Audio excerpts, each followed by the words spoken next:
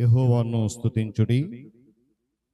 యెహోవాయందు భయభక్తులు గలవాడు ఆయన ఆజ్ఞలను బట్టి అధికముగా ఆనందించువాడు ధన్యుడు.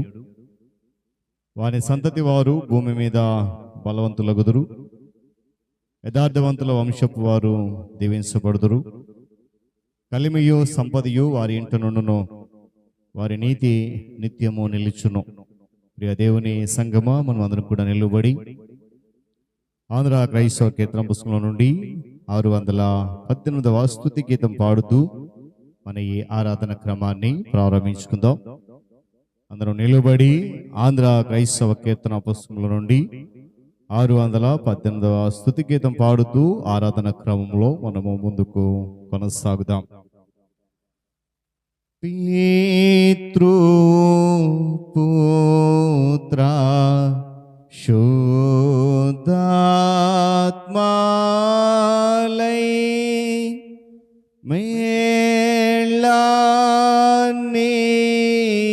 మేళానీచు దేవుని స్తుతించు సర్వ లోకమా స్తుతించు దివ్య సైన్యమా.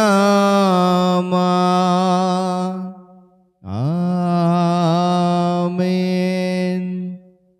మహోన్నతుడును మహాగణుడైన మా ప్రియ పరలోక తండ్రి, మా గొప్ప దేవుడా, మీ గణనామానికి స్తోత్రాలు, వందనాలు నాయనా. నీ ఉచితమైన కృపను బట్టి, మీ అపారమైన ప్రేమను బట్టి నా తండ్రి, 9వ మాసములో 4వ పరిశుద్ధ దినమందు ఇటు రీతిగా నీ పాద సముఖములు మమ్మల్ని ఉంచినందుకే వేలాది కృతజ్ఞతలు చెల్లిస్తూ ఉన్నాం. నీ సన్నిధిలో, నీ కాంతిలో, నీ కాపుతలలో, నీ బలమైన రెక్కల చాటున నన్ను మమ్మలను దాచి మా కుటుంబాల చుట్టూ, మా జీవితాల చుట్టూ నీ ఆశీర్వచనపు కావలించిన విధానం కొరకై స్తోత్రాలు నాయన. ఈ ఆరాధనలో మేము నిన్ను ఆరాధించాలని, నీ నామము అనేక మందికి సాటింప చేయాలని, నీ నామమును నాయన అదిగో ఉన్నతంగా స్తుతించాలని మాకిటి శ్రేష్టమైన అవకాశాన్ని మీరు కల్పించారు. వందనాలు. చేరువచ్చిన బిడ్డలను దీవించండి, ఆశీర్వదించి నీ కృపలో భద్రపరచండి. నా తండ్రి, ఇదిగో ఇంతవరకు నాయన పాటల ద్వారా నీ నామాన్ని స్తుతిస్తూ ఉండగా ఆ స్తుతుల మధ్య నీ ఆసీనుడు అయినావని నీ వాక్యం సెలవిస్తోంది నాయన. మా స్తుతులను మీకు గైకొనమని, తద్వారా దీవెనలు క్రమరించమని వేడుకుంటూ ప్రార్థిస్తున్నాను. ఈ ఆరాధన క్రమంలో తదుపరి మేము ముందు కొనసాగుతుండగా జరిగినటువంటి క్రమములో నాయన, వాక్య పఠనములో, విజ్ఞాపనములో, సాక్ష్యాలలో, స్తుతి ఆరాధనలో, వాక్య సందేశములో, తదుపరి ఆరాధన అంతటిలో కూడా మీరు మాతో ఉన్నాడు. ప్రాముఖ్యంగా మీ ఆత్మను మాతో ఉంచుతున్న విధానం కొరకై స్తుతులు చెల్లిస్తూ ఉన్నాను. ఇదిగోనైనా వాతావరణమును, విద్యుత్తును మీ స్వాధీనం ఉంచుకొని ఈ ఆరాధనకు ఎలాంటి ఆటంకం జరగకుండా సమస్తమును నీ నామ మహిమార్థము జరిగించి, తద్వారా చేరువచ్చిన అందరికీ నీ మెండైన దీన్ని కృమరించమని, చేరువచ్చిన బిడ్డలను దీవించండి, ఆశీర్వదించండి. ఇంకా రావలసిన వారిని త్వరపెట్టి సకాలంలో నీ సముఖంలో నడిపించమని సమస్తమైన మహిమ మీకు చెల్లిస్తూ యేసయ్య పరిశుద్ధ నామములో ఈ ప్రార్థన సమర్పిస్తున్నాను మా తండ్రి. ఆమేన్. మంచిది బిడ్డలారా, మనం అందరం కూడా అదే రీతిగా నిల్చోండి. 108వ సంకీర్తన మొదటి నుండి చివరి వరకు ఉత్తర ప్రస్తుత రీతిగా చదువుదాం. 108వ సంకీర్తన మొదటి నుండి చివరి వరకు ఉత్తర ప్రస్తుత రీతిగా చదువుదాం. దేవా, నా హృదయము నిబ్బరముగానున్నది, నేను పాడుచు స్తుతిగానము చేసేదను, నా ఆత్మ పాడుచు గానము చేయును.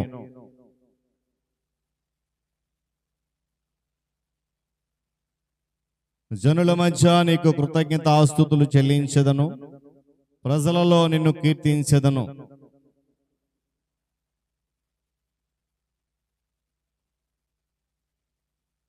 దేవా, ఆకాశము కంటే అత్యున్నతుడుగా నిన్ను కనపరుచుకునుము, నీ ప్రభావము సర్వభూమి మీద కనబడినిమ్ము. నీ ప్రియులు విమోచింపబడినట్లు నీ కుడి చేతితో నన్ను రక్షించి నాకు ఉత్తరమేమో.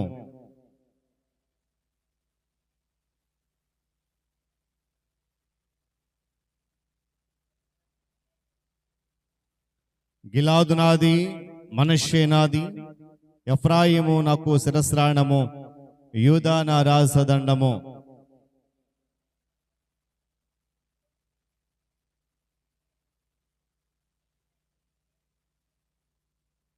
కోటగల పట్టణములోనికి నన్ను ఎవడు తోడుకొని పోవును? ఎదోములోనికి నన్నెవడు నడిపించును?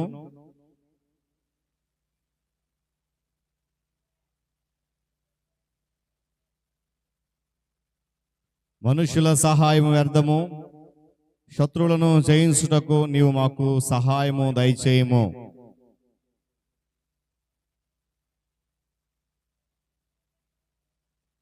దేవుడు తన పరిశుద్ధ వాక్యమును మన కొరకు దీవించునుగాక. ప్రియులారా, మనం అందరం కూడా తిరిగి నిల్చుండి ఆంధ్ర క్రైస్తవ కీర్తన పుస్తకం నుండి 26వ పాట మనందరికి వచ్చిన పాట, రండి ఉత్సాహించి పాడుదాం అని పాట పాడుతూ ప్రభు సన్నిధిలో ముందుకు కొనసాగుదాం. ఆంధ్ర క్రైస్తవ కీర్తన పుస్తకం నుండి 26వ పాట.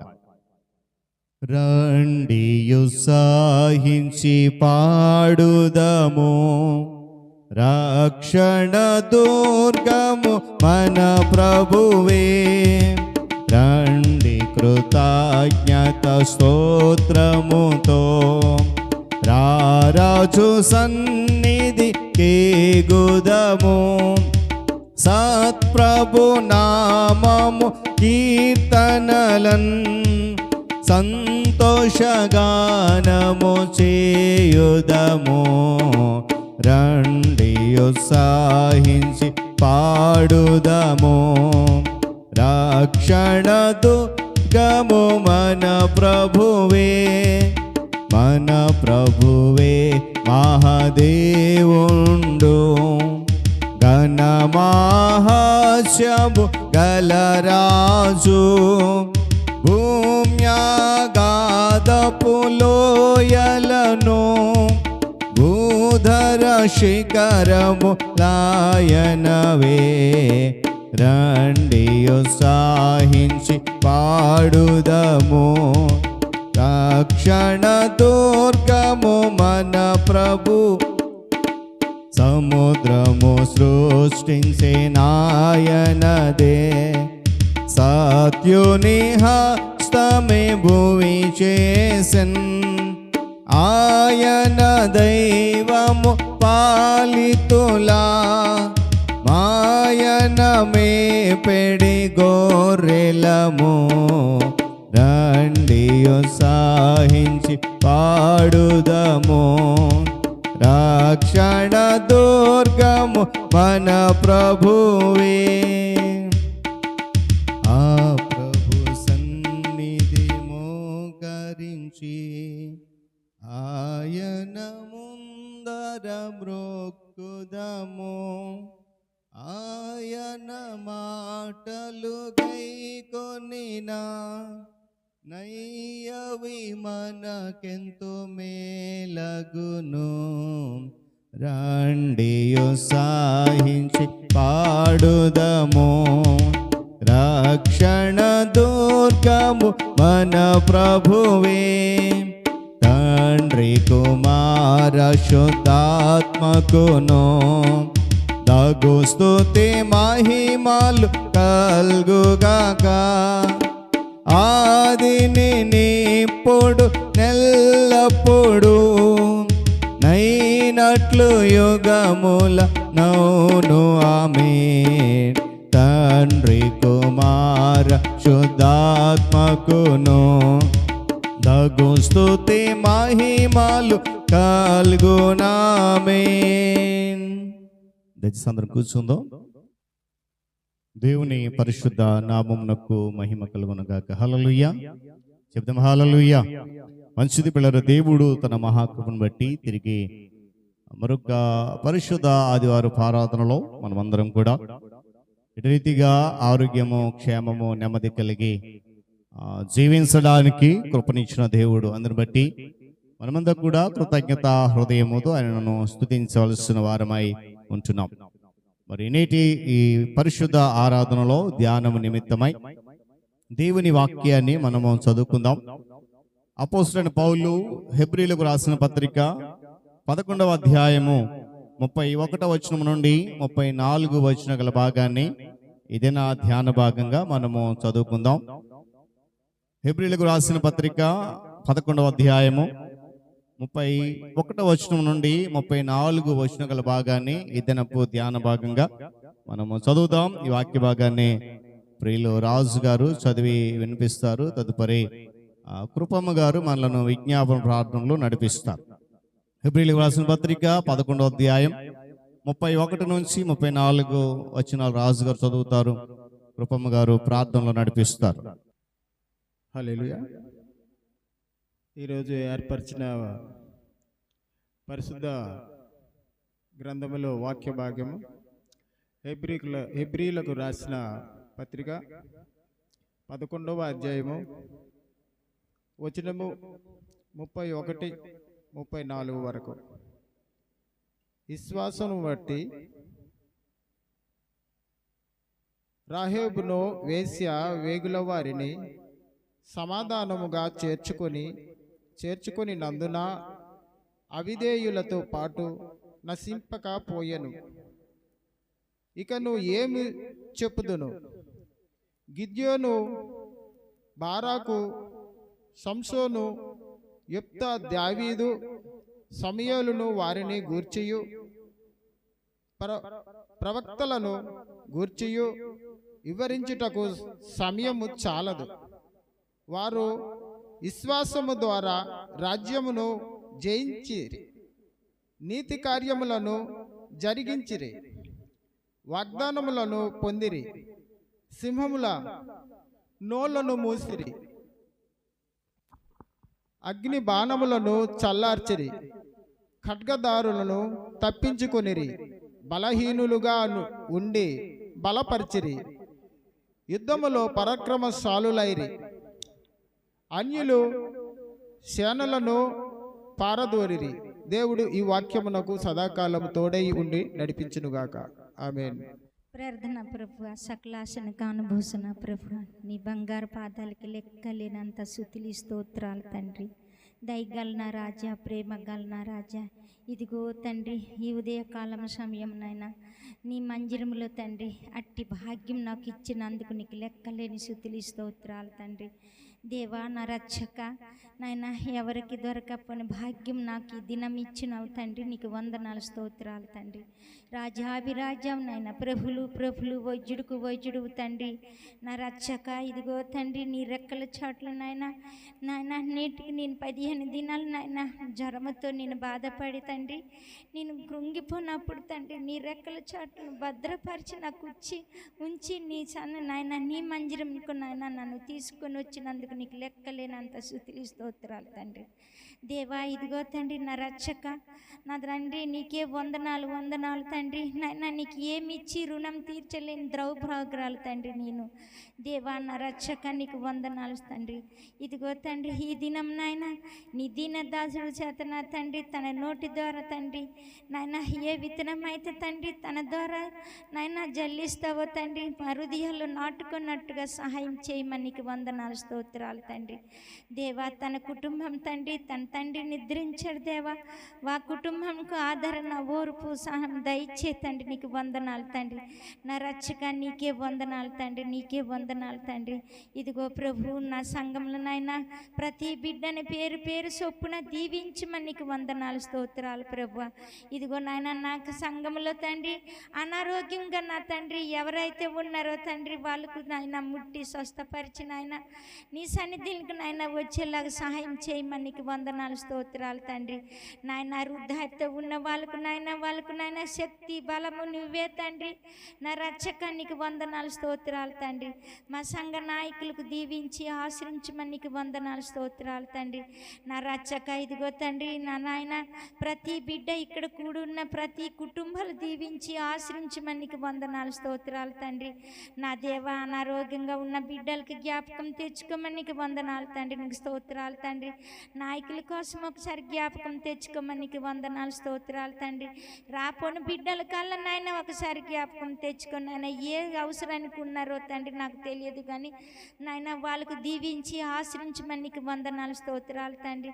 నాయన నా తండ్రి ఇదిగో తండ్రి, ఈ చిన్న ప్రార్థన తప్పులు ఒప్పులు ఉంటే మన్నించమని యేసు పరిశుద్ధ నామంలో అడిగి వేడుకుంటున్నాను తండ్రి. ఆమేన్. వాక్య భాగము చదివి వినిపించినటువంటి రాజు గారికి, ప్రార్థనలో నడిపించిన కృపమ్మ గారి ఇరువురికి కూడా ప్రభు నామములో వందనాలు తెలియజేస్తున్నాను. మరి సమయంలో అందరం లేచి నిలబడదాం, స్తుతి ఆరాధన చేద్దాం.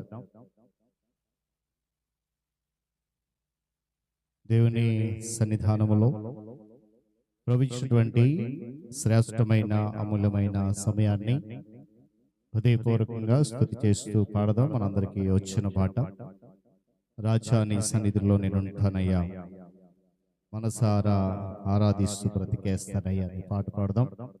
అందరికి వచ్చిన పాట కనుక సంతోషంతో చప్పట్లు కొట్టి దేవుని నామాన్ని గణపరచాలని ప్రభుపేట మనం చేస్తూ ఉన్నాను. ఎవరు దయచేసి మౌనంగా ఉండద్దు, చప్పట్లు కొడుతూ ప్రభు నామాన్ని కనపడతాం.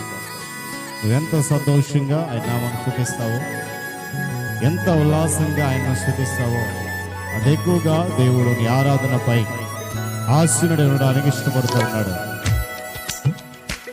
చప్పట్లు కొడదాం. వాక్యం చెప్తుంది, ఇశ్రాయేలు స్తోత్రముల మీద ఆశీనుడైన దేవుడు ఆయన. కనుక మనం హృదయపూర్వకంగా చప్పట్లు కొడుతూ దేవుని నామమున స్తుతి చేద్దాం. ఆమేన్.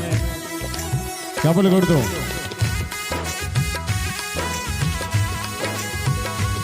హల్లెలూయా.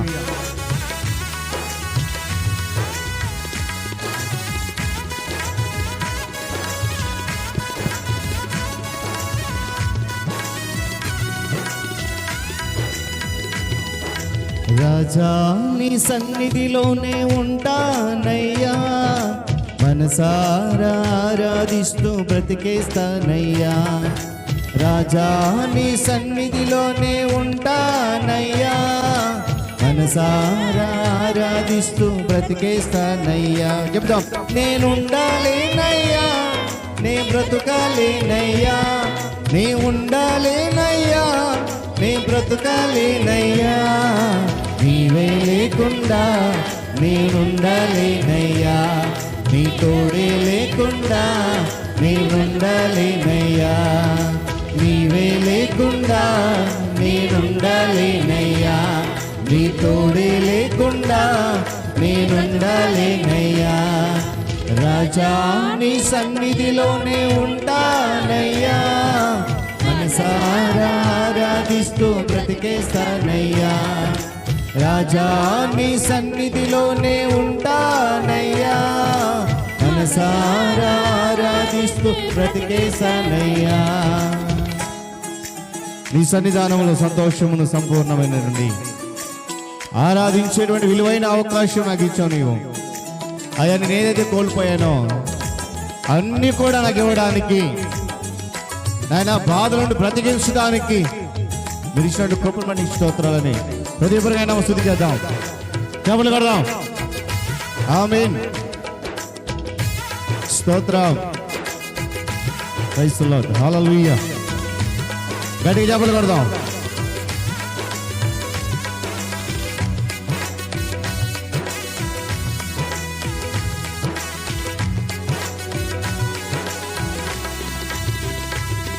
నీ సన్నిధానములో సంపూర్ణ సంతోషం, ఆరాధించుకునే విలువైన అవకాశం. నీ సన్నిధానములో సంపూర్ణ సంతోషం, ఆరాధించుకునే విలువైన అవకాశం. కోల్పోయినవన్నీ నాకు ఇచ్చుటకును, బాధల నుండి బ్రతికించుటకును. కోల్పోయినవన్నీ నాకు ఇచ్చుటకును, నా బాధల నుండి బ్రతికించుటకును. నీవే రాకపోతే నేనేమైపోదును, నీవే రాకపోతే నేనేమైపోదును. చెబుదాం. నేనుండాలేనయ్యా. అందరూ చెబుదాం. చెప్పలు కొడదాం. అవును ప్రభువా, స్తోత్రం. నే బ్రతుకాలేనయ్యా. నీవే లేకుండా నేనుండాలేనయ్యా. నీ తోడే లేకుండా నేనుండాలేనయ్యా. అయ్యా నీవే లేకుండా చమలు కొడదాం. చమలు కొడదు. నీ లేకుండా నేనుండాలేనయ్యా. రాజా నీ సన్నిధిలో నేనుంటానయ్యా. మనసారా ఆరాధిస్తూ బ్రతికిస్తానయ్యా. రాజా నీ సన్నిధిలో నేనుంటానయ్యా. మనసారా ఆరాధిస్తూ బ్రతికిస్తానయ్యా. చెబుదాం ఏమంటా, ఊపిరాగే వరకు నీతోనే జీవిస్తానయ్యా. ఏ దారిలో నడిచినా కూడా నీ వెంట నేను నడిచి వస్తాను. దారి తొలగిపోను, త్రోవ తప్పిపోనని. విశ్వానికి కర్తను నీవే, నా గమ్యం నీవే. నీ బాటలు అనడం నాకు ఎంతో ఇష్టమయ్యా అని హృదయపూర్వక దేవుని స్తుతి చేద్దాం. చప్పలు కొడదాం అందరం. హల్లెలూయా, స్తోత్రం. ఆమేన్.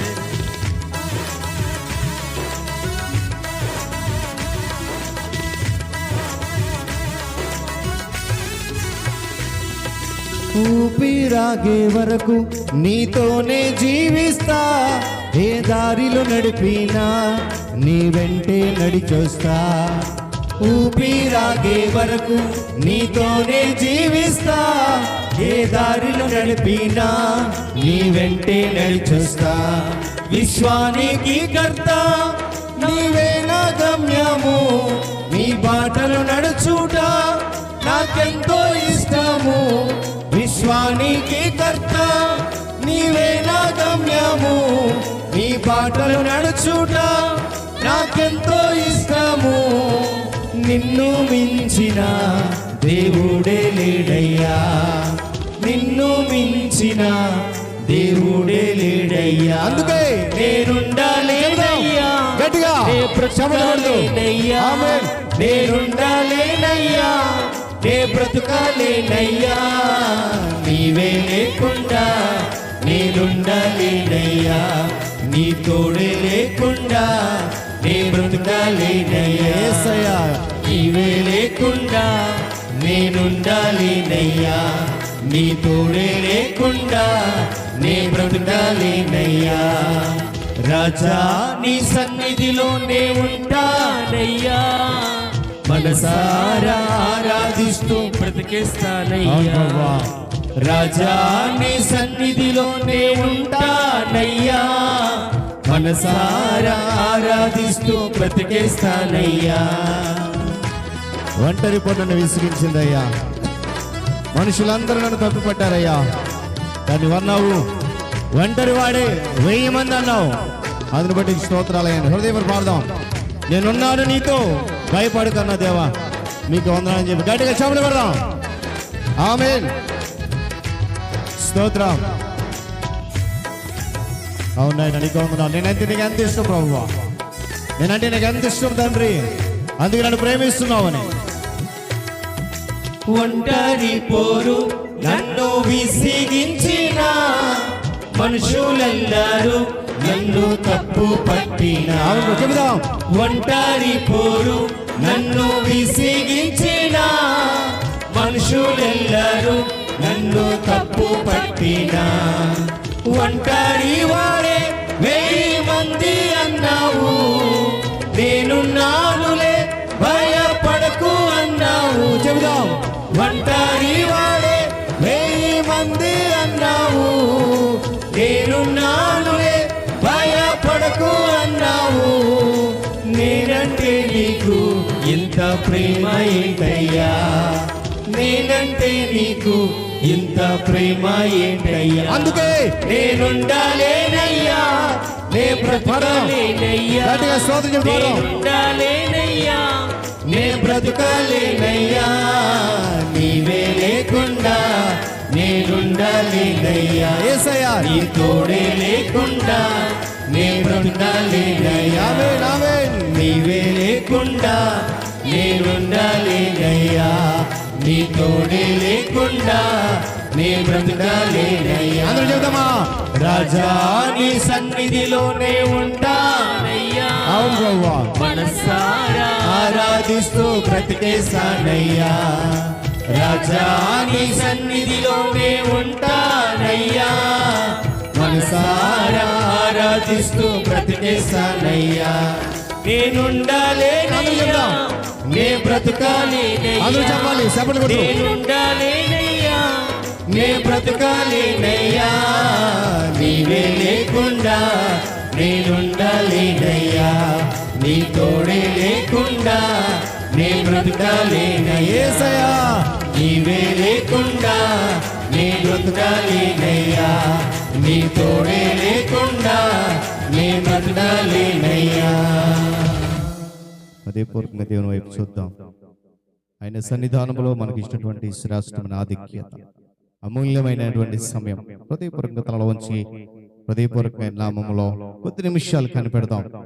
దేవుడు తన యొక్క అద్భుతమైన మహాకృపను బట్టి 9వ మాసములో మరలా 4వ పరిశుద్ధ దినములో శ్రేష్టమైనటువంటి ఆయన పాద సముఖములో మనల్ని నిలబెట్టుకున్నాడు. మనకంటే యోగ్యులు, గనులు, ఉన్నతమైన వారు అనేక మంది ఉన్నప్పటికీ వారెవరికి లేనటువంటి ఆధిక్యత, వారెవరికి లేనటువంటి ఆ యొక్క సన్నిధానం మనకి ఇచ్చాడు దేవుడు. అందుని బట్టి హృదయపూర్వకంగా ఆయన నామాన్ని కనపడు. ఎందుకంటే ఆయన నామం బహు పూజనీయమైంది. ఎందుకంటే ఆయన నామము బలమైన దుర్గము, ఆయన నామము పరిమళ తైలం. హృదయపూర్వకంగా స్తుతి ఆరాధనలో కొద్ది నిమిషాలు ఏకీభవిద్దాం. యేసయ్య నామమే బహు పూజనీయము. నాపై దృష్టి నిలిపి సంతుష్టిగా నన్ను ఉంచి. యేసయ్య నామమే బహు పూజనీయము. నాపై దృష్టి నిలిపి సంతుష్టిగా నన్ను ఉంచి. నన్నెంతగానో దీవించి జీవజలపు ఊటలతో ఉజ్జీవింపచేసినే.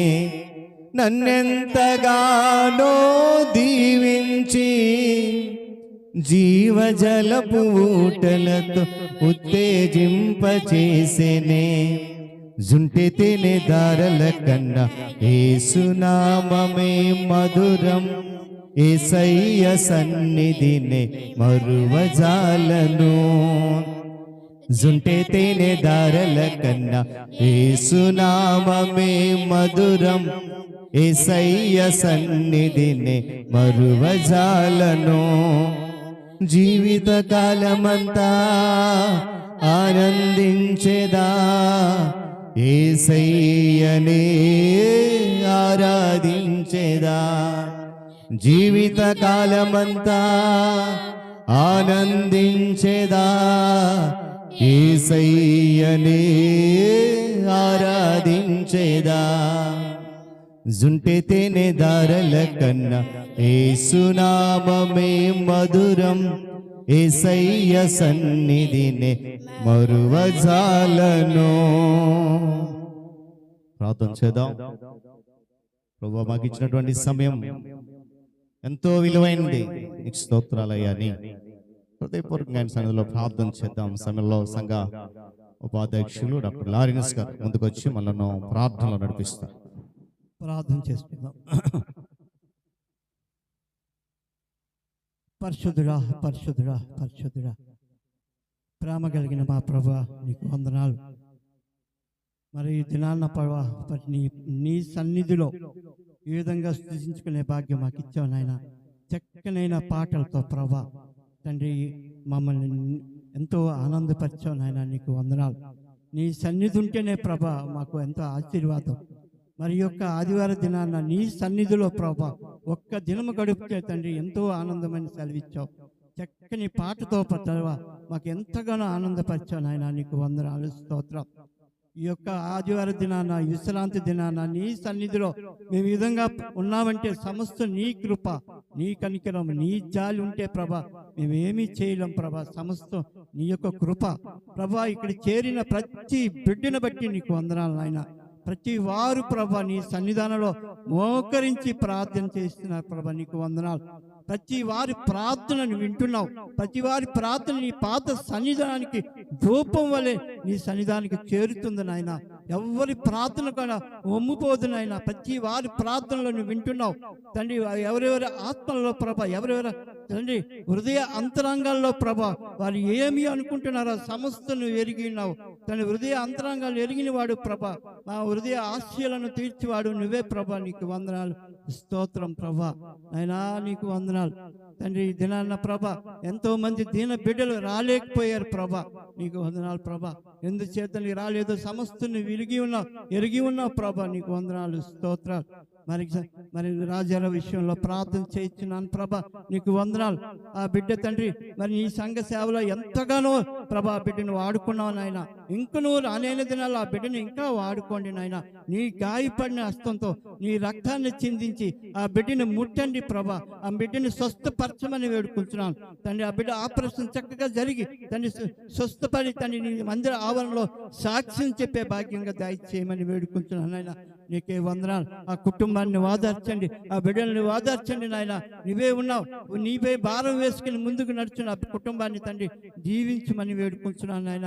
నీకే వందనాలు. మరి నీ మందిరానికి చాలా మంది రాలేకపోయారు ప్రభా. వారందరినీ ప్రభా ఎందుచేత రాలేదో సమస్తను ఎరిగి ఉన్నావు. వాడి హృదయ అంతరంగాలను ఎరిగిన వాడు ప్రభా తండ్రి. వారి యొక్క కుటుంబాల్లో ప్రభా ఎటువంటి లోటు ఉందో సమస్తను ఎరిగి ఉన్నావు. వారి తండ్రి మరలా నీ యొక్క ఆదివారం దినాన్ని నీ మందిర ఆవరణలోకి వచ్చి స్తుతించి ఆరాధించుకునే భాగ్యం దయచేయమని వేడుకుంటున్నాను నాయన. నీకే వందనాలు. మరి ముఖ్యంగా ప్రభా నీ దీనదాసుడి ద్వారా ఏ వాక్యము విత్తి ఉన్నవా తండ్రి, ఆ వాక్యాన్ని మేము పదిలపరుచుకొని నెమరు వేసుకొని మరలా ఆదివారం దినాన తండ్రి అది మేము నేర్చుకునే భాగ్యం మాకు దయచేయమని వేడుకుంటున్నాం నాయన. మా గృహాలకు వెళ్ళి నీ యొక్క వాక్యాన్ని ప్రభా దీనదాసుడి ద్వారా నోటి ద్వారా అమూల్యమైన మాటలు ప్రభా నువ్వు ద్వారా మేము వినే భాగ్యం మాకు దయచేస్తున్నావు నాయన. ఇంత మంచి భాగ్యాన్ని మాకు దయచేస్తావు నాయన. నీకు వందనాలు. ఏది కూడా తండ్రి వృధా పోకుండా నీ మందిరాల నుండి మేము గృహాలకి ప్రశాంతంగా వెళ్ళి ప్రభా మా గృహాల్లో తండ్రి మేము ప్రతి దినము తండ్రి నీ సన్నిధానం ప్రార్థన చేసే భాగ్యాలు మాకు ఇస్తున్నావు నాయన. నీకు వందనాలు. నిన్ను స్తుతిస్తే ప్రభా, నిన్ను ఆరాధిస్తే ఏ విషయంలో కూడా మాకు లోటు ఉండదని సెలవిచ్చావు. అన్ని విషయాల్లో తండ్రి మమ్మల్ని గణపరుస్తూ తండ్రి మమ్మల్ని లేవనెత్తుతున్నావు నాయన. నీకే వందనాలు తండ్రికి నీకే వందనాలు ప్రభా. మరలా ప్రభా మరోసారి నీ సన్నిధానంలో పెట్టుచున్నాను. రాజావారి విషయంలో నేను ప్రార్థన చేయించున్నాను తండ్రి. ఆ బిడ్డ యవ్వన కాలంలో ప్రభా ఎటువంటి బాధ లేకుండా కుటుంబానికి నిలబడే భాగ్యం దయచేసి క్షేమకరంగా మా మందిరాలకు వచ్చి తండ్రి సాక్ష్యం చెప్పే భాగ్యం దయచేయమని పాపినేని చిన్న ప్రార్థన ఆలకించమని యేసునామమున పెట్టి వేడుకుంటున్నాం తండ్రి. ఆమేన్. దేవుని పరిశుద్ధ నామమునకు మహిమ కలుగును గాక. హల్లెలూయా చెప్దాం. హల్లెలూయా, హల్లెలూయా. చాలా సంతోషం ప్రియులారా. దేవుడు తన మహాకృపను బట్టి మరలా ఈ పరిశుద్ధ ఆదివారపు ఆరాధనలో మనందరినీ కూడా మరొకసారి ఆయన యొక్క ధ్యానముల లేక దృష్టిలో జ్ఞాపకం చేసుకొని ఈ శ్రేష్టమైన సమయంలో మనము ఆయనను ఆరాధించడానికి విలువైన సమయాన్ని అనుగ్రహించినటువంటి విధానాన్ని బట్టి దేవాది దేవునికే సమస్త ఘనత మహిమ ప్రభావాలు కలుగునుగాక. చేరొచ్చిన మీ అందరికీ సంఘ నాయకులైన వారికి విశ్వాసులకు మన ప్రభువును రక్షకుడైన యేసయ్య పరిశుద్ధ నామములో శుభాలు తెలియజేస్తున్నాను. మరి సమయంలో దేవుని వాక్యాన్ని మనము ధ్యానం చేద్దాం. మన మధ్యలో హెబ్రీలకు రాసిన పత్రిక 11వ అధ్యాయం 31వ వచనం నుండి 34 వచన గల భాగము మనము చదువుకున్నాం, అందరం విన్నాం. ఈ భాగంలో నుండి ఈరోజు కొన్ని శ్రేష్టమైన మాటలు మనము మన యొక్క అనుదిన విశ్వాస జీవితంలో ఏ విధంగా అవి ఫలింపజేస్తున్నాయి, లేక ఏ విధంగా మనము ఫలవంతంగా మారుతున్నాము అనేటువంటి విషయాలు ఈ 3-4 వచనాల్లో మనం ధ్యానం చేద్దాం. వాస్తవానికి హెబ్రీ పత్రికలోని ఈ 11వ అధ్యాయం అంతా కూడా విశ్వాస అధ్యాయంగా పిలువబడతా ఉంది. ఇది బహుశా చాలామందికి తెలియకపోవచ్చు, చాలామందికి తెలిసి ఉండవచ్చు. బైబిల్ గ్రంథమంతటిలో విశ్వాస గ్రంథం ఏది లేక పుస్తకం ఏది అని అంటే చాలా సులభంగా చెప్పే మాట ఏంటంటే హెబ్రీలకు రాసిన పత్రిక. ఎందుకంటే విశ్వాస వీరుల పట్టిక అంతా కూడా ఇందులో రాయబడింది. పాత నిబంధన గ్రంథంలో దేవునితో నడిచి విశ్వాస జీవితంలో అత్యధికమైనటువంటి మేలులు పొందుకొని ప్రభు కొరకు చివరి వరకు బలమైన సాక్షులుగా నిలబడినటువంటి అనేక మంది జీవిత చరిత్ర అంతా కూడా ఈ హెబ్రీ పత్రిక రాయబడి ఉంది. అంటే ఇక్కడ ఈ అధ్యాయంలో మనం చూసినప్పుడు 13 అధ్యాయాలు ఉన్నాయి ఈ హెబ్రీ పత్రికలో. ఈ పుస్తకం అంతట్లో కూడా విశ్వాసం అనేటువంటి మాట ఇంచుమించుగా 24 సార్లు రాయబడింది. అదే రీతిగా దేవుణ్ణి సంతోషపరచటం అనే మాట 5 సార్లు కనీసం రాయబడింది. చూడండి, మనందరి జీవితంలో విశ్వాసం అనేది విజయవంతం అవ్వాలి అని అంటే అది దేవుని సంతోషపరిచే విశ్వాసం ఉండాలి. దేవుని స్తోత్రం కలుగును కాక. ఎవరిలో అయితే దేవుని సంతోషపరిచే విశ్వాసం ఉంటుందో ఆ విశ్వాసము విజయవంతమైంది చివరి వరకు కూడా. అందుకొరకే ఈ పత్రిక విశ్వాస వీరుల పట్టిక అన్నారు. విశ్వాసపు అధ్యాయంగా కూడా పిలువబడింది. ఎందుకంటే దేవుడు తన ప్రియకుమారుడైన క్రీస్తును మన కొరకు భూలోకానికి పంపించి నరవతారిగా జీవింపచేయడానికి, తద్వారా మనుషులందరి పాపము నిమిత్తమై ఆయన మరణించడానికి ఆయన సంకల్పం నెరవేర్చి ఆయన మన ముందు విజయశాలిగా లేక విజయము జయించిన వాడికి వెళ్ళడానికి ఏర్పాటు చేసినప్పుడు అలాంటి విశ్వాసం ఎవరైతే ఉంటుందో అది తప్పనిసరిగా ఆయన నా కొరకు జయించిన జయవీరుడు అనేటువంటి ఒప్పుకుంటుంది ఆ విశ్వాసం. దేవుని స్తోత్రం కలుగును గాక.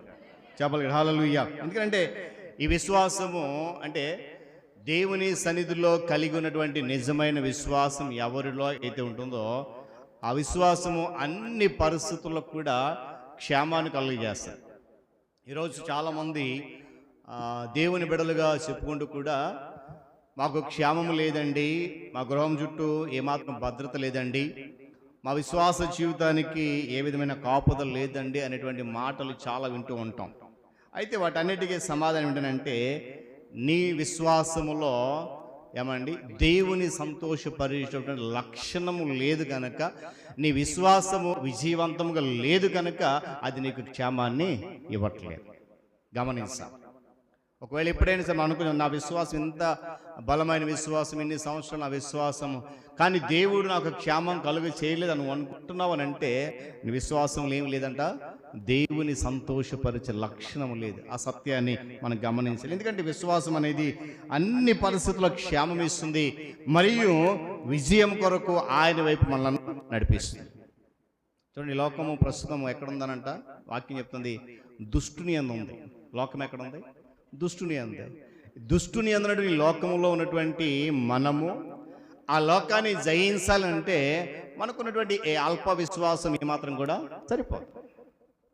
అపవాదిపై విజయం సాధించాలంటే ఏమండి బలమైన విశ్వాసం కావాలి. ఆ విశ్వాసం ఎప్పుడు వస్తుందనంటే నీ ద్వారా నా ద్వారా దేవుడు సంతోషాన్ని పొందుకున్నప్పుడు, దేవుడు నీ ద్వారా నా ద్వారా ఆనందించినప్పుడు మనలో ఆ విశ్వాసం మరింతగా పెంపొందింపజేయబడుతుంది. ఆ విశ్వాసము శక్తినిచ్చినప్పుడు అది మనకు అపవాది మీద ఏం చేస్తుంది? విజయాన్ని అనుగ్రహిస్తుంది. దేవుని స్తోత్రం కలుగును గాక. చెప్పాలి హల్లెలూయా. అంతేకాకుండా ఇలాంటి విశ్వాసము ఏమండి ఆశాపూరితమైంది. అంతేకాకుండా ఈ విధమైన విశ్వాసం నుండి జ్ఞానం అనేది ఉత్పన్నమవుతుందంట. దేవుని యందు మనం కలిగినటువంటి విశ్వాసము ఆశాపూరితమైనది లేక నిరీక్షణ కలది. ఆ విశ్వాసం ఏం చేస్తుందంటే కొన్ని సందర్భాల్లో మనకు జ్ఞానాన్ని కలుగజేస్తుంది. గత దినాల్లో కూడా మనం ధ్యానం చేసి చాలా సందర్భాల్లో ఈ లోక జ్ఞానము దేవుని దృష్టికి వెర్రితనం. అయితే దేవుని జ్ఞానం మనకు రావాలంటే మనలో ఉన్నటువంటి ఆ బలమైన విశ్వాసం. చూడండి, ఈ అధ్యాయంలో 11వ అధ్యాయం మీరు ప్రారంభం నుంచి చదివితే చాలామంది విశ్వాస వీరుల పేర్లు వ్రాయబడ్డాయి. వీళ్ళందరూ కూడా విజయాన్ని సాధించగలిగారంటే గల కారణం ఏంటంటే దేవుని యందు వారికి ఉన్న బలమైన విశ్వాసం. చూడండి, అబ్రహాం కొరకు చాలా సందర్భాల్లో ఈ హెబ్రీ పత్రిక చాలా మటుకు అబ్రహాం గారి కొరకు వ్రాయబడింది. కారణం ఏంటంటే నిరీక్షణకు ఆధారము లేని సమయంలో కూడా అబ్రహాం దేవుణ్ణి నమ్మగలిగాడు. దేవుని స్తోత్రం కలుగును గాక. ఈరోజు నిరీక్షణకు ఆధారం ఉంది, విశ్వాసానికి బలమును ఇచ్చేటువంటి త్రోవ ఉన్నప్పటికీ కూడా మనం నమ్మలేని పరిస్థితులు ఉన్నాం. కానీ ఆ నిరీక్షణకు ఆధారం లేని పరిస్థితులకు కూడా అబ్రహాము దేవుణ్ణి నమ్ముకున్నాడు. అందుకే అన్నాడు, అబ్రహాము దేవుని నమ్మెను, అది అతనికి చెప్పాలి, నీతిగా ఎంచబడి. దేవుని స్తోత్రం కలుగును గాక. గమనించాలి, చూడండి, మన చుట్టూ ఈ విశ్వాసం ఎప్పుడైతే ఈ విశ్వాసం మనలో బలమైనదిగా ఉంటుందో, ఎప్పుడైతే ఈ విశ్వాసం మన ద్వారా దేవుని సంతోషపెడుతుందో, అప్పుడు జరిగేటువంటి ఫలితం ఏంటంటే మన చుట్టూ ఉన్నటువంటి అపాయకరమైన పరిస్థితులు చాలా ఉన్నాయి. ఇందాక చెప్పాను కదా, ఈ లోకం ఎక్కడ ఉంది? దుష్టుని అందరూ కనుక మన చుట్టూ కూడా అపాయకరమైన పరిస్థితులు అనేకమైనవి ఉన్నాయి. కాకపోతే ఏంటంటే ఆ అపాయకరమైన పరిస్థితుల గుండా వెళ్లకుండా దేవుడు అనుక్షణము తన బాహువును చాపి మనల్ని ఏం చేస్తున్నాడు? కాస్తూ ఉన్నాడు. దేవుని స్తోత్రం కలుగును గాక. మన చుట్టూ అపాయకరమైన పరిస్థితులే, ఏ క్షణాన్ని ఏమైపోతామో తెలియనటువంటి పరిస్థితి. అలాంటి స్థితిలో కూడా దేవుడు ఏం చేస్తున్నాడు? తన యొక్క 2 చేతులు చాపి మనల్ని ఏం చేస్తున్నాడు? కాపలా కాస్తున్నాడు. అలాంటి పరిస్థితుల నుండి మనల్ని ఎలా కాపాడాలో దేవునికి తెలుసు. చూడండి, మనం చదివిన వాక్య భాగంలో 31వ వచనం గమనిస్తే ఈ మాట రాహాబ్ అనే మాట ఎక్కడ కనబడుతుంది చెప్పండి ఒకసారి. యెహోషువ గ్రంథంలో కనబడుతుంది. ఎందుకంటే యెహోషువ నాయకత్వంలో ఇశ్రాయేలు ప్రజలు యెరికోను స్వాధీనపరచుకోవడం వెళ్ళినప్పుడు ఏమంటే దేవుని ద్వారా ఏమంటే అత్యధికమైన విజయాన్ని కలగ చేయడానికి మార్గం ఏర్పాటు చేసినప్పుడు ఆ ప్రాంతాన్ని అసలు ఏంటి, దాని పరిస్థితి, ఎంతమంది యుద్ధ సైనికులు ఉన్నారు, ఎన్ని ఆయుధాలు ఉన్నాయి, మనము ఎలా జయించగలము అనేటువంటి ఒక సమగ్రమైనటువంటి విచారణ కొరకు యెహోషువ ఇద్దరిని పంపిస్తాడు. ఆ ఇద్దరిని పంపించినప్పుడు వారి ఇరువురిని కూడా ఈ రాహాబ్ అనేటువంటి వ్యక్తి వాళ్ళిద్దరిని ఏం చేసిందంట? మిద్దె పైన దాచిపెట్టింది. వాస్తవానికి ఆమెకున్న పేరేంటి నాకు చూడండి, చదవండి ఒకసారి. విశ్వాసమును బట్టి రాహాబ్ అను వేశ్య. ఏమండి, ఆ వేగులను దాచిపెట్టింది ఆమె. అది ఎందుకు ఈ మాట చెప్పిన? మన చుట్టూ అపాయకరమైన పరిస్థితులు ఉన్నాయి.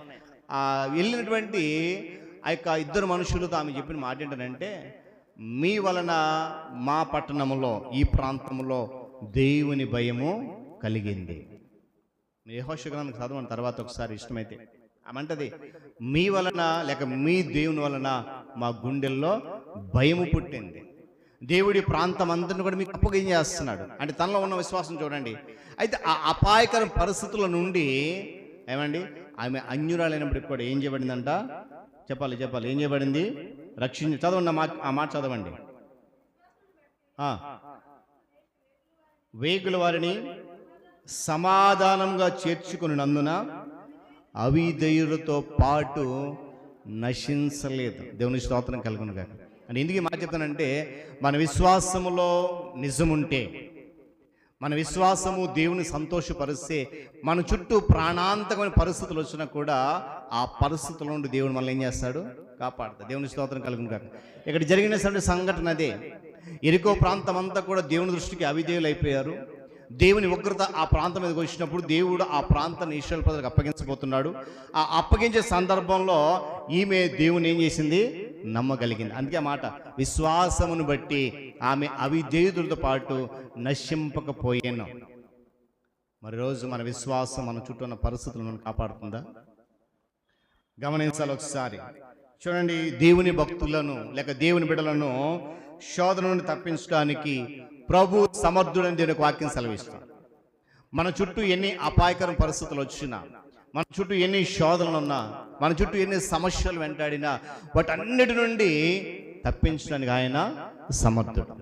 మనం తప్పించుకోగలమంటారా? ఏమంటే మనకు వచ్చిన శోధన నుండి కానీ, సమస్యల నుండి కానీ, ఇరుకుల ఇబ్బందుల నుంచి కానీ ఎక్కడ కూడా మనము తప్పించుకోలేము. కానీ తప్పించబడుతున్నాము అంటే గల కారణము మనలో ఉన్న ఆ విశ్వాసము ఎక్కడో దేవునికి సంతోషాన్ని కలిగిస్తుంది కనుకనే కాపాడుతున్నాడు. దేవుని స్తోత్రం కలుగును గాక. ఈరోజు మనము ఏమంటే అనేక మంది విశ్వాసులకు ఉండి కూడా, క్రైస్తవులకు ఉండి కూడా వారికి ఉన్న పరుసులు కాపాడబడలేకపోతున్నారంటే ఆ కష్ట సమయంలో కూడా ఆ వారి విశ్వాసం దేవుణ్ణి సంతోషపరచలేకపోతుంది. వారి విశ్వాసం వారికే నమ్మకాన్ని కలిగించట్లేదు కనుకనే వారి ఆ పరిస్థితి నుండి వారికి మాత్రం కూడా కాపాడబడలేకపోతుంది. కానీ వాక్యం చెప్తుంది, నీ విశ్వాసము బలమైనదై దేవుని సంతోషపరచగలిగితే ప్రాణాపాయ పరిస్థితుల్లో ఉన్నా కూడా నీవు ఆ స్థితిలో ఉండవు. దేవుని స్తోత్రం కలుగును గాక. చెప్పగలిగి హల్లెలూయా.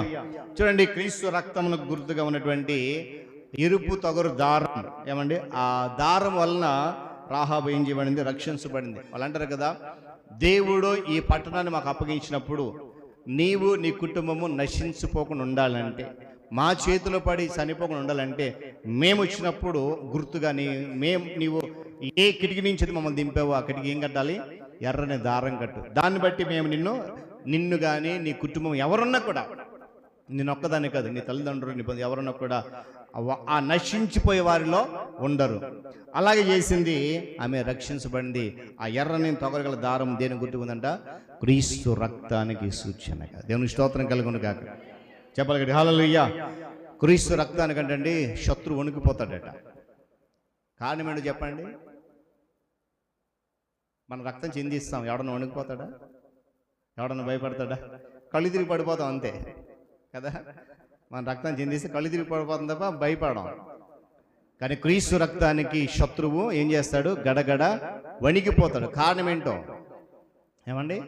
చెప్పాలి. ఆ పరిశుద్ధమైన రక్తం అది. ఆ రక్తంలో కళంకం లేదు, ఆ రక్తంలో కల్మషం లేదు, కపటం లేదు. శ్రేష్టమైనటువంటి జీవము గల పరిశుద్ధ రక్తం కనుక శత్రువు ఏం చేస్తాడు? వణికిపోతాడు. దేవుని స్తోత్రం కలుగును గాక. చెప్పాలి హల్లెలూయా. ఏమండి? ఈ రక్తము మన మీద ఉన్నప్పుడు, ఈ రక్తము మన మీద ప్రవహిస్తున్నప్పుడు, ఆ రక్తం మన విశ్వాసాన్ని కాపాడుతున్నప్పుడు మనము కూడా దేనికి భయపడాల్సిన అవసరం లేదు. దేవుని స్తోత్రం కలుగును గాక. చెప్పాలి హల్లెలూయా. ఏమండి? ఎందుకంటే ఆ రక్తములో శక్తి ఉంది. గొర్రెపిల్ల యొక్క ప్రశస్తమైన రక్తంలో అద్భుతాలు చేయగలిగే శక్తి ఉంది. ఆ శక్తి మనం పొందుకోవాలని చెప్పేది దేవుని యొక్క సంకల్పం. అందుకొరకే మన విశ్వాసములో ఏముండాలంట? బలమైనటువంటి ఆ ప్రక్రియ జరగాలి. మన విశ్వాసము దేవుని సంతోషపరచగలగాలి. ఏమండి? నమ్మకం ఉన్న వారి చేత అది ఏదో ఒకటి చేపిస్తుంది. చూడండి, దేవునిలో నిజమైన విశ్వాసం ఉంటే అది వారి ద్వారా ఏదో ఒక పని చేయిస్తుందట, ఏ పని చేయకుండా ఉంచుదట. ఏమండి? నిజ విశ్వాసం ఇప్పుడు కూడా నిర్జీవంగా ఉండదు. ఈరోజు ఒకవేళ మన విశ్వాసం నిర్జీవంగా ఉందేమో, ఈరోజు మనలో ఉన్న విశ్వాసము ఏమండి ఉజ్జీవంగా లేదేమో, నిర్జీవంగా పడిపోయి ఉందేమో గమనించాలి. ఎందుకంటే నీలో నాలో ఉన్న విశ్వాసం బహుశక్తివంతమైంది. అది ఎప్పుడు కూడా నిర్జీవంగా ఉండనివ్వదు. ఆ సత్యాన్ని ఈరోజు మనం గమనించాలి. మరొక మాట ఏంటంటే, నీలో నిజమైన విశ్వాసం ఉంటే, ఆ విశ్వాసము దేవుని సంతోషపరచగలిగితే ఏమండి, నీవు నేను ఉన్న సభ్యులుగా ఉన్నటువంటి ఆ సంఘానికి వ్యతిరేకంగా ఉన్న నరక ద్వారాలు ఏవి కూడా నిలబడవు. దేవుని స్తోత్రం కలుగును గాక. ఈరోజు అనేకమైన సంఘాలు హింసించబడతా ఉన్నాయండి గల కారణం, అనేక సంఘాల మీద దాడులు జరుగుతున్నాయండి గల కారణం, అనేక సంఘాలు కోల్చబడుతున్నట్టు గల కారణం ఏంటంటే, సంఘములో ఉన్న విశ్వాసులు వారి విశ్వాసము బలము లేక, వారి విశ్వాసము నిర్జీవమైపోయి, వారి విశ్వాసము దేవుని సంతోషపెట్టడానికి బదులుగా దేవుని దుఃఖపెడుతుంది కనుక సంఘాన్ని ఏమైపోతుంది? దానికి ఎదుర్కొన్నటువంటి ఆ పాతాళ నరక ద్వారాలు సంఘం మీద ఆధిపత్యం చేస్తున్నాయి కానీ నిలబడలేక పారిపోవట్లేదు గల కారణం ఏంటంటే, సంఘంలో ఉన్న విశ్వాసుల యొక్క విశ్వాసము నిర్జీవమైపోతుంది. నేను అంటాను, బహుశా మన విశ్వాసం అలా కాకూడదు. దేవుని స్తోత్రం కలుగును గాక.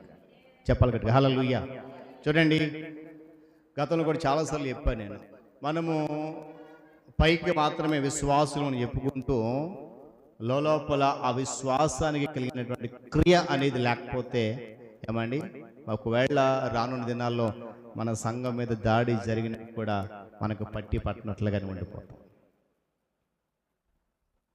ఎందుకంటే రానున్న దినాల్లో జరిగేటువంటి ఆ క్రమం అదే. సంఘాలు కోల్చబడతాయి. ఏమండి? సంఘాలు కోల్చబడతాయి. దేవుని యొక్క లేఖనాలు నెరవేరబోయే కాలం రాబోతూ ఉంది. ఆ రోజు అనగా సంఘము ఎదుట నరక ద్వారాలు నిలబడి ధైర్యంగా గర్జించే రోజున నీలో నాలో నిజమైన విశ్వాసం ఉంటే వారికి ఎదురు నిలబడగలగాలి. ఈరోజు మన సంఘంలో చాలామంది విశ్వాసం నిత్యం ఉండిపోతూ ఉంది. అది చాలా బాధాకరమైన విషయం. దేవుడిని విశ్వాసగా ఏర్పాటు చేసుకున్నది, దేవుడి సంఘములు నిన్ను విశ్వాసం ఏర్పాటు చేసుకున్నది నిర్జీవంగా ఉండిపోవడానికి కాదు. ఉజ్జీవం కలిగి నీతో పాటు అనేక మందికి ఆ యొక్క చేయూతనిచ్చి ఉత్సాహాన్ని నింపి దేవుని నామాన్ని అనేక మంది గణపరచడానికి దేవుని విశ్వాసం ఎంచుకున్నాడు. కానీ నీ విశ్వాసం నిర్జీవంగా పడి ఉండడానికి దేవుడు నిన్ను ఏర్పాటు చేసుకున్నాడు. ఆ సత్యాన్ని ఈరోజు మనం గమనించాలి. చూడండి, 30వ వచనం ఒక మాట చూడండి. అదే 30వ వచనం, విశ్వాసమును బట్టి 7 దినముల వరకు ప్రదక్షిణము చేయబడిన తర్వాత ఎరికో గోడలు కూలిపోయాయి. దేవుని బిడ్డలకు, దేవుని సంఘానికి వ్యతిరేకంగా ఉన్న ఏదైనా కూలిపోవాల్సిందే. చూడండి అక్కడ ఇక్కడ ఒక మాట చూడండి, ప్రదక్షిణం చేశారు, చేసిన తర్వాత ఏమైనా ఎరుకోగోళ్ళు. చూడండి, వాస్తవానికి వాళ్ళు ఇశ్రాయేలు ప్రజలు ఎరుకోను జయించడానికి దాని మీద ఎలాంటి ఆయుధము వాడలేదు. గమనించాలి, ఎలాంటి ఆయుధం వాడలేదు. బాంబులు వాడలేదు, లేకపోతే మిసైల్స్ వాడలేదు, బాణాలు వాడలేదు. ఇంకా వాళ్ళ దగ్గర ఉన్న యుద్ధ ఆయుధాలు ఏది కూడా ఆ పట్టణం మీద వారు ఉపయోగించలేదు. దేవుడు ఒకటే మాట చెప్పాడు, 7 దినాలు మీరు ప్రదక్షిణం చేయాలి, ఎరుకో చుట్టూ తిరగాలి, 7వ రోజు 7 సార్లు తిరగండి. ఏమండి, దేవుడు చెప్పిన మాట తూచా తప్పకుండా వారు పాటించారు. అతి మాటకి జరిగింది. 7 దినములు ప్రదక్షిణం తర్వాత ఆ కేకలకు, ఆ స్తుతులకు ఎరుకగోళ్ళు ఏమైపోయాయి? కూలిపోయాయి. ఎందుకు ఈ మాట చెప్తానంటే, నీ విశ్వాసము బలమైనదైతే, నీ విశ్వాసము దేవుని సంతోషపెడితే ఎరుకో గోడలు వంటి సమస్య ఉన్నా కూడా అది నీ ఎదుట నిలబడదు. దేవుని స్తోత్రం కలుగును గాక. చెప్పగలగండి హల్లెలూయా. ఏమండి, యెహోవా సైన్యం యొక్క శక్తివంతమైన కేకలకు శత్రువు యొక్క కోట కూడా కూలిపోయింది, నేలమట్టం అయిపోయింది. వాళ్ళు చేతులతో ఏ ఆయుధం ఉపయోగించలేదు, కానీ నోటితో నిజమైన విశ్వాసముతో దేవుని సంతోషపెట్టగలిగేటువంటి విశ్వాసంతో వారు ముందుకు వెళ్ళగలేరు కనుక అద్భుతాన్ని అక్కడ వారు చూడగలిగారు. మరి ఈరోజు మన విశ్వాసం ఎలా ఉంది? మనం ఉన్నటువంటి మన ముందున్న శ్రమలు, ఇరుకో గోడలు వంటి శ్రమలు ఎన్నున్నా అవి కూలిపోగలుగుతున్నాయా లేదా ఒకసారి ఆలోచన చేయాలి. ఎందుకంటే పరిశుద్ధుల యొక్క దండయాత్రలో నరకం ఎప్పుడు కూడా నిలబడదు. ఈరోజు మనం చేసే దండయాత్ర, సువార్త దండయాత్రలో ఏమండి, నువ్వు బలముగా నిలబడగలిగితే ఏమంటా నరకము నీ ముందు నిలవలేదనే సత్యాన్ని కూడా ఇంకా జ్ఞాపకం చేస్తున్నాను. అందుకే యేసుక్రీస్తు ప్రభువు చక్కని మాట ఉన్నాడు, ఈ బండ మీద నా సంఘాన్ని కడతాను. ఆ తర్వాత ఒక మాట ఉంటుంది, పాతాళ ద్వారములు దాని ఎదుట నిలువ నేరవు. స్వయంగా యేసుక్రీస్తు ప్రభువు వారు చెప్పిన మాట, నా సంఘాన్ని నేను కడతాను, ఎందుకంటే అది నేను స్వరక్తం నుంచి సంపాదించుకున్న సంఘం, దాని ఎదుట ఎలాంటి అపవాది శక్తులు పని చేయవు. ఎప్పుడు సంఘములో ఉన్నటువంటి విశ్వాసుల యొక్క విశ్వాసము బలమైనదై, ఉద్యమం గలదై, దేవుని సంతోషపెట్టగలిగితే ఆ సంఘం ఎదుట పాతాళ ద్వారాలు ఏది కూడా నిలబడవు. ఇప్పటి వరకు మన సంఘానికి అలాంటి పరిస్థితి రాలేదు కాబట్టి మనం సంతోషంగా ఉన్నాం.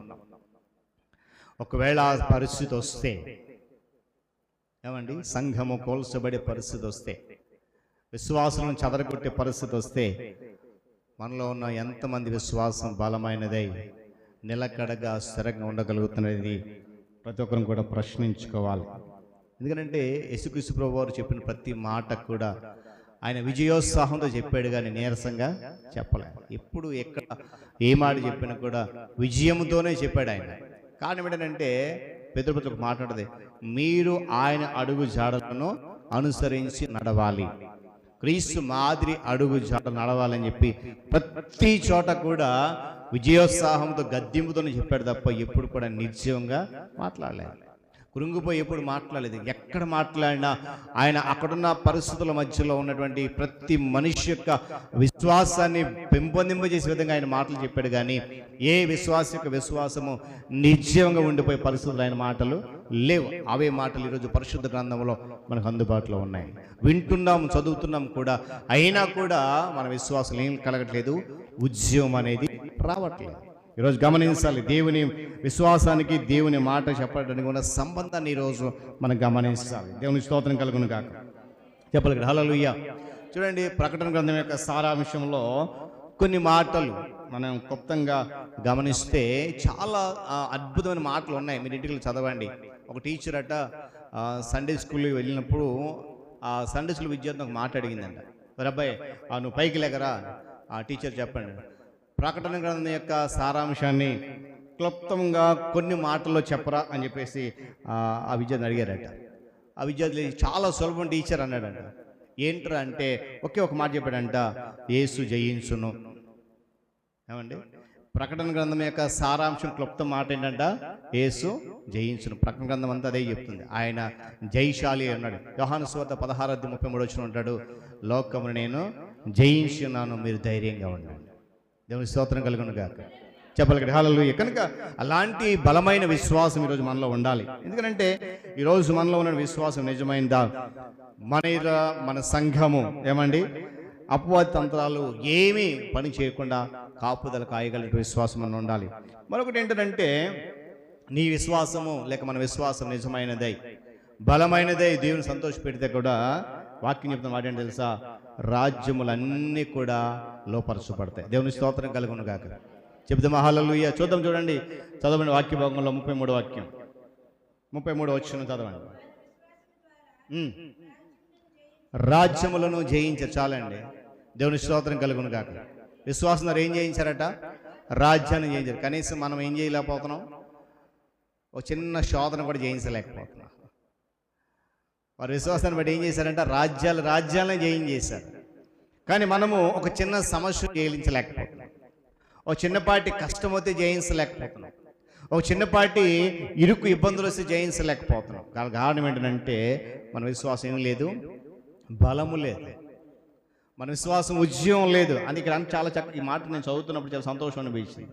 విశ్వాసం ద్వారా రాజ్యాలు జయించబడితే ఈ రోజున్నటువంటి క్రైస్తవ సంఘము సమాజము వారికి ఉన్నటువంటి విశ్వాసం ద్వారా కనీసం వారికి వచ్చినటువంటి చిన్న చిన్న సమస్యలను కూడా జయించలేని పరిస్థితులు ఉండనంటే ఏమండి చాలా విచారకరమైనటువంటి పరిస్థితి. ఇదే పరిస్థితుల్లో మనం జీవిస్తూ ఉంటే దేవుని రాకడొస్తే కనుక ఏ ఒక్కరం కూడా ఆయనతో పాటు ఎత్తబడమండి, అందులో ఎటువంటి సందేహం లేదు. ఆయన అన్నాడు కదా, మీలో ఆవగింజంత విశ్వాసం ఉంటే చాలు అన్నాడు. ఏమైపోద్దంట, కొండను లేచి అవతల పడమంటాడు. గతంలో చెప్పాను, బలం ఒక మాట చెప్తాను ఆ యొక్క సన్నివేశం గురించి. ఎలాగ పాస్టర్ గారు బల్ల గుద్ది గట్టిగా మీలో ఆవగింజంత విశ్వాసం ఉంటే మీ ఎదుటిన్న కొండ పెకలింపడి అవతల పడిపోద్ది అని చెప్పేసి గట్టిగా వాక్యం చెప్తా ఉంటే విశ్వాసరాలు పెద్దావిడ తల్లి గారు నిజమేనా అనుకొని సరే నేను ప్రార్థన చేస్తాను బలంగా, ఎందుకంటే నేను ఇంటి నుండి చర్చికి వచ్చే దారిలో ఒక పెద్ద కొండ అడ్డుగా ఉంది, దాని ద్వారా త్వరగా నేను చర్చికి వెళ్ళలేకపోతున్నాను, ఇలా చుట్టూ తిరిగి రావాల్సి వస్తుంది. పాస్టర్ గారు చెప్పారు కదా ఆవగించండి, నేను ఎన్నో సంవత్సరాల విశ్వాసం కాబట్టి బలంగా ప్రార్థన చేస్తాను, తెల్లవారికి కొండలు అవతల పడిపోవాలని చెప్పేసి ఇంటికి వెళ్ళి ప్రార్థన చేయడం మొదలెట్టిందని కిటికీ తలుపు తెరుచుకొని జాగ్రత్తగా గమనిస్తాను. కిటికీ తలుపు తెరుచుకొని ప్రార్థన చేస్తూ ఉందంట. ఒక 10 నిమిషాలు ప్రార్థన చేసిన తర్వాత కళ్ళు తెరిచి చూసిన కొండ అక్కడే ఉందంట. అది కదలలేదు. సర్లే మళ్ళీ ఇంకో 10 నిమిషాలు చేసింది, అక్కడే కొండ ఉంది. అరగంట చేసింది, కొండ కదలలే. గంట ప్రార్థన చేసింది, కొండ కదలలేదు. గంట ఒక పూట రోజంతా ప్రార్థన చేసింది, కొండ కదలేదు. అప్పుడు అంటదంట, ఏంటి పాస్టర్ గారు చెప్పారు ఆవగింద విశ్వాసం ఉంటే కొండ కదిలిపోతాను, నేను రోజంతా ప్రార్థన కనీసం కదలలేదు కొండ అని. దాని అర్థం ఏంటి అని అంటే ఆవిడ ప్రార్థన చేస్తుంది కానీ ఆ విశ్వాసములో స్థిరత్వము లేదు. ఆయన ఏమన్నాడు, ఆవగింత విశ్వాసం ఎలా ఉండాలంటే ఇది జరుగుతుంది అనేటువంటి నమ్మకంతో మనం చేయాలి ప్రార్థన. ఆవిడ ఏమి లేదంటే ఆయన ఏది చెప్పాడు కదా చేసి చూద్దాం ఒకసారి అసలు అవుతుందా లేదా నేను అంటాను. బహుశా అలాంటి అపోహలతో మనం ఉండొద్దండి. మన విశ్వాసం ఎప్పుడు కూడా ప్రభు ఎదుట స్థిరమైనదై ఉండాలి. ఎప్పుడైతే అలా ఉందో ఇక్కడ వాక్యం చెప్తుంది కదా, వారు విశ్వాసము ద్వారా ఏం జయించారంట, రాజ్యాలు జయించారు. చూడండి, క్రీస్తు రాజ్యం ముందు ఇహలోక రాజ్యాలన్నీ కూడా సాగిల పడతాయి. యేసు రాజుగా వచ్చుచున్నాడనే పాటలకు మాట్లాడతాయి. ఈ లోక దేవతలన్నీ ఆయన ముందు సాగిల పడాల్సిందే, గడగడ వణికిపోవాల్సిందే. కారణం ఏంటంటే ఆయన రాజ్యము బలమైన రాజ్యము, శక్తివంతమైన రాజ్యం. చూడండి, దానియేలు గ్రంథంలో ఒక మహిమాన్వితమైన ప్రవచనం ఉంది. ఈ రోజుల్లో పిల్లరా మనము చాలా శక్తుల కొరకు మాట్లాడుకుంటూ ఉన్నాం, కానీ రానున్నది రాజ్యము బలమైన రాజ్యం, అత్యున్నతమైనటువంటి మరియు మానవాతీతమైన శక్తి కలిగిన రాజ్యం అది. చూడండి, మనమంతా కూడా ఆ మహిమల రాజ్యములో పాలిభాసం అవడానికి ప్రభు ఏర్పాటు చేశాడు. ఒకసారి ఆ మాట చదువుదాం. చూడండి, దానియేలు గ్రంథము 7వ అధ్యాయము 27వ వాక్యం. దానియేలు గ్రంథము 7వ అధ్యాయము 27వ వచనం. జాతి గమనించాలి ఈ మాట. ఆకాశమంతటి క్రింద ఉన్న రాజ్యమును అధికారమును రాజ్య మహత్యమును మహోన్నతుని పరిశుద్ధులకు చెందును, ఆయన రాజ్యము నిత్యము నిలుచును, అధికారులందరూ దానికి దాసులైగుదురు, ఇందులో సమాప్తమైనని చెప్పింది. దేవుని స్తోత్రం కలుగును గాక. చెప్పగలిగాడు. హల్లెలూయా. చాలా చక్కటి మాట చూడండి. ఏమంట, ఆకాశం క్రింద ఉన్నటువంటి రాజ్యము, అధికారము, రాజ్య మహాస్యం అంతా కూడా ఎవరికి చెందుతుందంట? అక్కడ చక్కటి మాట చూడండి, మహోన్నతుని యొక్క పరిశుద్ధులకు చెందుతుంది. ఎప్పుడు? వారి విశ్వాసములో నిజతత్వం కనపడినప్పుడు. ఈరోజు ఇక్కడ భూమి మీద మనం అందరం పరిశుద్ధులుగా ఉన్నాం. ఈ రాజ్యాలన్నీ కూడా మన సొంతం అవ్వబోతా ఉన్న ఒకరోజు. నేను చెప్తున్న మాట కదా, నా సొంతం, దేవుడే చెప్తున్నాడు. ఈ ఆకాశం కింద ఉన్న రాజ్యములు, అధికారం అంతా కూడా ఎవరికి చెందుతుందంట? మహోన్నతుని యొక్క పరిశుద్ధులకు చెందుతుంది. పరిశుద్ధులు కాని వారికి అది చెందదు, దాని మీద వారు ఏలుబడి చేయలేరు. అందుకే ప్రభు అంటే ప్రకటన గ్రంథంలో, జయించు అని నాతో పాటు సింహాసనం మీద కూర్చొని పెడతానన్నాడు. కారణం ఏంటంటే రానున్న దినాల్లో యుగ యుగాలు ఆయనతో పాటు నిరంతరం ఏలుబడి చేయడానికి దేవుడు ఒక ఆధిక్యత ఇవ్వబోతున్నాడు. అందుకే తిమోతి పత్రిక మాట అంటాడు, మనము సహించిన వారమైతే చెప్పండి ఆయనతో కూడా ఏలుదుము అంటాడు. ఏలుబడి చేస్తాం ఒకరోజు, గమనించాలి. కనుక ఈ లోక రాజ్యాలన్నీ కూడా లోపరచబడతాయి మన ఎదుట. ఎప్పుడనంటే మన విశ్వాసము బలమైనదై, ఉజ్జీవమైనదై, దేవుని సంతోషపరిచేటువంటి విజయవంతమైన విశ్వాసమైనప్పుడు ఈ లోక రాజ్యాలన్నీ కూడా మన ఎదుట సాగిలి పడాల్సిందే. ప్రస్తుతం మన దినాల్లో క్రైస్తవ సమాజం లోక రాజ్యం ఎదుట సాగిలి పడతా ఉంది. అది బాధాకరమైన విషయమే. కానీ ఆ పరిస్థితులను తప్పించబడాలంటే ప్రస్తుతమైన సమాజం అంతా కూడా, క్రైస్తవ సమాజం అంతా కూడా ఏమండి, వాక్యం చెప్పినట్లుగా బలమైన విశ్వాసం కలిగి వెళ్ళాలి. ఏ రాజ్యం మీద అయితే మనం ఈరోజు సాగిలి పడుతున్నామో, ఏ అధికారుల ముందైతే మనం సాగిలి పడుతున్నామో, ఏ రాజ్యం మరి ఎవరి ముందైతే మనం సాగిలి పడుతున్నామో, వారందరినీ కూడా ఒకరోజు ఆయన మన ముందు సాగిలి పడే విధంగా చేయబోతూ ఉన్నాడు. ఆ రోజు కొరకు మనం సిద్ధపడాలంటే మన విశ్వాసము దేవుని ఏం చేయాలి? సంతోషపరచాలి. దేవుని స్తోత్రం కలుగును గాక. చెప్పాలి కదా, హల్లెలూయా. ఏమండి, ఆ విశ్వాసం అనేది మానవుని గ్రహింపు శక్తికి ఏమాత్రం కూడా మించినది. ఏమండి, అది మించింది. మన యొక్క గ్రహింపు, మన తలంపుకు దేవుడు ఇచ్చేటువంటి విశ్వాసం చాలా ఉన్నతమైనది. కానీ అది ఎప్పుడు కూడా విరుద్ధమైనది మాత్రం కాదండి. మన గ్రహింపుకు, మన శక్తికి, మన బుద్ధికి విశ్వాసం అనేది విరుద్ధము కాదు.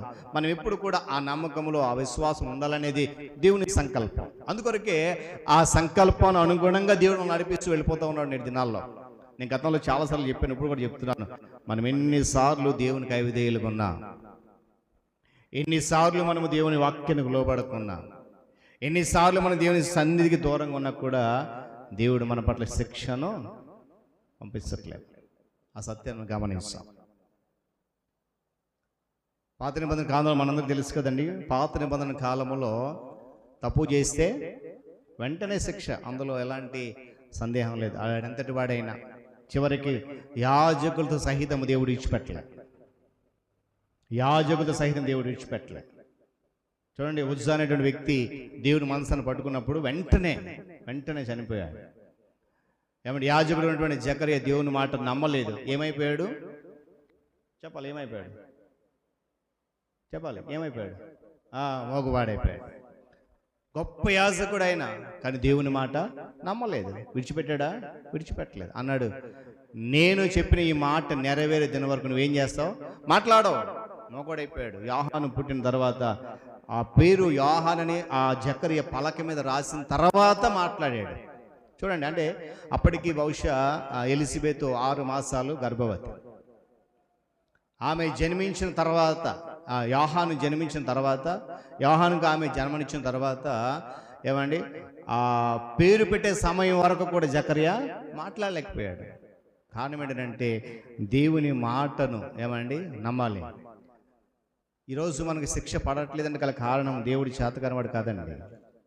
మనం కృపాయుగంలో ఉన్నాం, కృపాకాలం నడిపించబడుతున్నాం. అందుకే అక్కడ ఒక మాట అంటాడు, ఆ అజ్ఞాన కాలమందు దేవుడు చూచి చూడనట్టుగా ఉండెను, ఇప్పుడైతే అంతటను అందరూ మారు మనసు పొందవాలని చెప్పి తన రాకడ ఆలస్యం చేస్తున్నాడు. దేవుని స్తోత్రం కలుగును కాక. చెప్పాలి కనుక హల్లెలూయా. ఏమండి, ఈ విశ్వాసం అనేది మనలో నిజమైన గ్రహింపును కలిగజేస్తుంది. దేవుని గురించి, దేవుని వాక్యాన్ని గురించి, దేవుని గ్రహింపును కలిగజేస్తుంది. అది ఏమండి, వెలుగును లోపలికి రాంచేట కన్ను వంటిదట విశ్వాసం. చూడండి, మన జీవితాల్లో ఇప్పుడు కూడా చీకటిగా ఉండాలని దేవుడు నియమించలేదు. ఒకవేళ నియమించి ఉంటే మనల్ని ఆయన రక్షించేవాడు కాదు. నేటికి చాలామంది ప్రజలు వెలుగులో ఉన్నాము అనుకుంటున్నారు, కానీ ఇంకా వాళ్ళు ఎక్కడ ఉన్నారు? చీకట్లోనే ఉన్నారు. కానీ మనం ఎక్కడ లేము? చీకట్లో అయితే లేము. ఇప్పుడు ఉన్నటువంటి వెలుగు తాత్కాలికమైన వెలుగు. ఏమంటే మనం బ్రతకాలి కనుక బ్రతుకు మన దినచర్య ప్రకారం దేవుడు ఏర్పాటు చేశాడు. అందుకంటాడు కదా ఆదికాండంలో, ఉదయం వెళ్ళడానికి సూర్యుడిని, రాత్రి వెళ్ళడానికి చంద్రుడిని ఏర్పాటు చేశాడు. కానీ మనిషి యొక్క జీవన విధానం నడిపించబడాలని. కానీ ఈ వెలుగు తాత్కాలికమైనది, శాశ్వతం వెలుగు మనకి ఎక్కడ ఉంటుంది? నిత్యరాజ్యం. ఆ శాశ్వత వెలుగు భూమి మీద ఉండగానే మన హృదయంలో ఉండాలని దేవుని యొక్క సంకల్పం. అందుకంటారు కదా, ఆ వెలుగు లోకంలోకి వచ్చి ప్రతి మనుష్యుని వెలిగిస్తున్నది, కానీ లోకము దాని క్రియలు చెడ్డమైనందున ఆ వెలుగుని ఏం చేయట్లేదు, గ్రహించ. నీ విశ్వాసము శక్తివంతమైనదైతే ఈ లోక రాజ్యములన్నీ కూడా నువ్వు జయించగలుగుతావు అని వాక్యం సెలవిస్తుంది. ఆయన మా విశ్వాసములో విధేయత ఉంటే మా చుట్టూ అపాయకర పరిస్థితులు ఉన్నా కూడా వాటి నుండి మేము విడిపించబడతామని వాక్యం చెప్తా ఉంది. మా విశ్వాసం బలమైనదే, నీ యందు సంతోషం కలగజేసేదైతే మా సంఘం ఎదుట వ్యతిరేక ద్వారాలు ఏవి ఉండవని వాక్యం సెలవిస్తుంది. ఒకవేళ మా విశ్వాసములో కొరత ఉందేమో, మా విశ్వాసము ఇంకా పొదువ ఉందేమో, మా విశ్వాసములో నిన్ను సంతోషపెట్టేటువంటి స్థితి లేదేమో, అందుకొరకు ఈరోజు నాతో నా విశ్వాసం గురించి సూటిగా మీరు మాట్లాడారు. వందనాలు దేవాని కృతజ్ఞతలు చెల్లిస్తూ ప్రార్థన చేద్దాం. మహోన్నతుడు మీకు వందనాలు. నిజమైన తండ్రి, ఆ విశ్వాసానికి మీ మాటకు మధ్య ఉన్న సంబంధాన్ని ఈరోజు హెబ్రీ గ్రంథకర్త ద్వారా చూడగలిగాం. మాలో అలాంటి శ్రేష్టమైన నిజ విశ్వాసాన్ని మీరు ఇస్తున్నందుకే స్తోత్రాలు. మా విశ్వాసం మమ్మను అపాయకర పరిస్థితులను తప్పించాలని, మా విశ్వాసము మా సంఘానికి సాధనంగా ఉండాలని, మా విశ్వాసము అనేక రాజ్యాలన్నింటినీ కూడా మా ఎదుట లోపరచాలని, ఆయన ఈరోజు అలాంటి విశ్వాసములో మేము ఉండాలని వాక్యం ద్వారా మమ్మల్ని గద్దించారు. స్తోత్రాలు.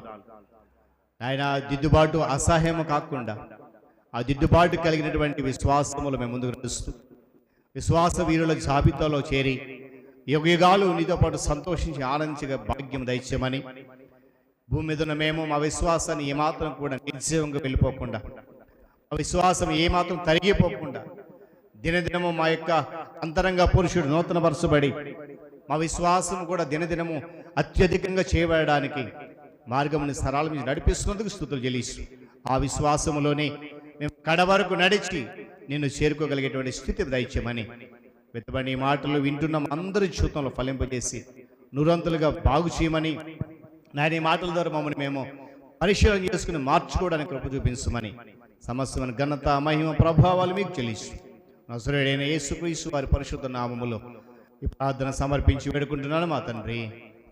ఆమేన్. 447 సృష్టి పిత సర్వోన్నత సమర్పింతున్ సర్వస్వమున్. సృష్టి పిత సర్వోన్నత సమర్పింతున్ సమంతము. భూమి ఆకాశము నీవే, భూధర శిఖరములు నీవే. భూమి ఆకాశము నీవే, భూధర శిఖరములు నీవే. భూప్రజలు నీవారే, బల శౌర్యములు నీవే. సృష్టి పిత సర్వోన్నత సమర్పింతున్ సర్వస్వమున్. మా వెండి బంగారములు నీవే, మాకున్న వరములు నీవే. మా వెండి బంగారములు నీవే, మాకున్న వరములు నీవే. మా దేహముల్ మా గేహముల్, మా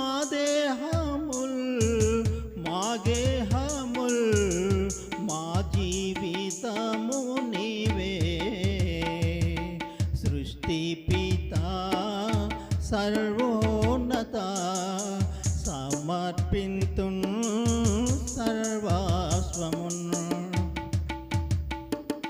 వెలలేని గాలి వెలుతురులు విలువైన పాడి పైరులు వెలలేని గాలి వెలుతురులు విలువైన పాడి పైరులు వివిధంబులైన దీవెనలు నీ కరుణా వర్షములు సృష్టి పితా సర్వోన్నత సమర్పింతున్ సర్వస్వమున్ పరిశుద్ధ గ్రంథపు పలుకులు పరలోక తేనె చినుకులు పరిశుద్ధ గ్రంథపు పలుకులు పరలోక తేనె చినుకులు ప్రభు యేసుని మాటలు మా వెలుగు బాటలు సృష్టి పితా సర్వోన్నత సమర్పింతున్ సర్వస్వమున్ మాదంత నీదే మహాదేవా మా రాజువయ్యా యెహోవా మాదంత నీదే మహాదేవా మా రాజువయ్యా యెహోవా మా తనువుల్ మా బ్రతుకుల్ మాయావదస్తి నీవే సృష్టి పితా సర్వోన్నత సమర్పింతున్ సర్వస్వమున్ మేమిచ్చు కాన్కయే పాటిది ఏ ప్రేమ నీకు సాటిది మేమిచ్చు కాన్కయే పాటిది నీ ప్రేమ నీకు సాటిది మోక్షనాథ యేసు ప్రభు అంగీకరించు విభో సృష్టి పితా సర్వోన్నత సమర్పింతున్ సర్వస్వమున్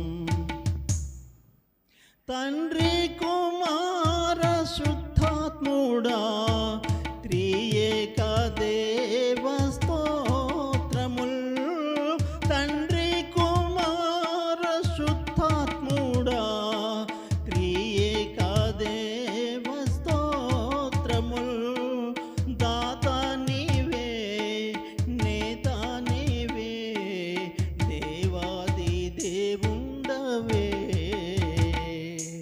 సృష్టి పితా సర్వోన్నత సమర్పింతున్ సర్వస్వమున్ సృష్టి పితా సర్వోన్నత సమర్పింతున్ సర్వస్వమున్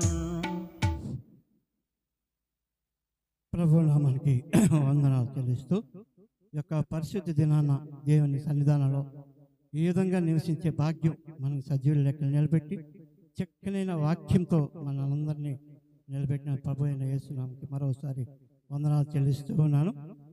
మరి ముఖ్యంగా దీనదాసుడు మరి అయ్యగారు పిలిపి అయ్యగారు చక్కనైన వాక్యాన్ని అందించారు విశ్వాసం కోసం. మరి నిజంగా విశ్వాసం ఉంటే విజేత బలమైనది. ఈ విషయంలో చాలా చక్కనైన వాక్యాన్ని మనకు అందించారు. మరి విశ్వాస వీరులు ఎబ్రీయులకు రాసిన గ్రంథకర్తల నుండి విశ్వాస వీరుల కోసం లోతైన మర్మాలు అందించిన దైవజనులకు నా హృదయపూర్వక వందనాలు తెలియజేస్తూ ఉన్నాను. మళ్ళీ ఈ వాక్యాలన్నీ కూడా మనం నెమరు వేసుకొని వచ్చే ఆదివారం ఆయన మళ్ళీ రిఫరెన్స్ చెప్పినప్పుడు అది తిరిగి రిప్లై చెప్పినట్టుగా ఉండాలి. నేను రోజు అలాగే అనుకుంటాను, ఇక్కడ ఉన్నప్పుడు వింటాను, మళ్ళీ అక్కడికి వెళ్ళగానే మళ్ళీ మర్చిపోతాను. దేవుడు ఆ విధంగా మనం అందరిని నడిపించాలని కోరుకుంటున్నాను. మరి ముఖ్యంగా మరి ఈ దినం మన సంఘంలో చాలా వెలితిగా ఉంది, చాలామంది రాలేదు. మరి పార్వతి అయితేనేమి, మరి రాజేశ్వరి అమ్మగారు, మరి చాలామంది మరి మన మందిరానికి రాలేకపోయారు. మరి రామరెడ్డి గారి భార్య, అలాగే చాలామంది మరి సంఘానికి రాలేదు. మరి ముఖ్యంగా మన సంఘ అధ్యక్షుడు అనిల్ మేషర్ కూడా రాలేదు, మరి క్యాంపులో ఉన్నారు. మరి వీరందరి కోసం మనం ప్రార్థన చేయాలని కోరుతూ ఉన్నాను. మరి ముఖ్యంగా మన మధ్యలో యూత్ ప్రెసిడెంట్ రాజారావు గారి కోసం మన అందరికీ తెలిసిన విషయమే. నేను అడిగినా చాలా మరి సీరియస్ అయింది, మరి హాస్పిటల్లో జాయిన్ అయ్యారు. ఆపరేషన్ అయిందో లేదో మరి మాకు ఇంకా సరైన రాలేదు. మరి ఆయన కోసం మన అందరం సంఘం అందరం కలిసి ఆయన కోసం ఒక ఇద్దరు మరి సంఘం మధ్యలో వచ్చి, ఒక ఆడవాళ్ళ నుండి ఒకరు, మగవాళ్ళ నుండి ఒకరు వచ్చి రాజారావు కోసం ప్రార్థన చేయవలసిందిగా కోరుతూ ఉన్నాను. అదేవిధంగా మరి కృపమ్మకి కూడా బాగోలేదని తెలిసింది. ఆమెకి మరి గతించిన వారంలో మరి జ్వరంతో బాధపడుతుంది, ఆవిడ కోసం కూడా ప్రార్థన చేయవలసిందిగా కోరుతూ ఉన్నాను. మరి సంఘ బిడ్డలు ఎవరైనా మరి ఎవరికి బాగోలేదని తెలిసినా సరే మాకు తెలియపరచవలసిందిగా పాస్టర్ గారికి కానీ మరి మా సంఘ పెద్దలకు కానీ తెలియజేస్తే మేము మీ గృహాలకు మేము దర్శిస్తాం.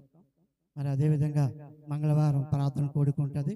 మరి అదేవిధంగా శుక్రవారం కూడా మరి ఉపవాస ప్రార్థన ఉంటుంది. మరి వీటి కోసం అందరూ మరి గుర్తించుకొని ప్రార్థన చేయవలసిందిగా కోరుతున్నాను.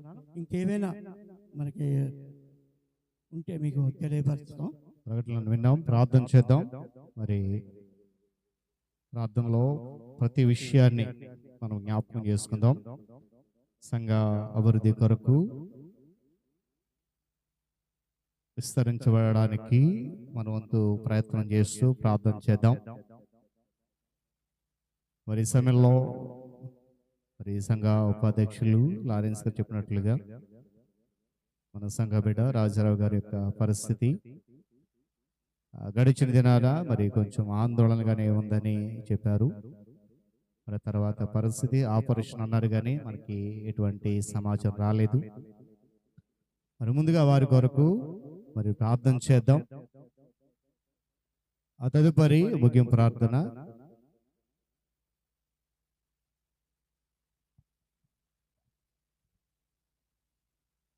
ప్రార్థన చేద్దాం.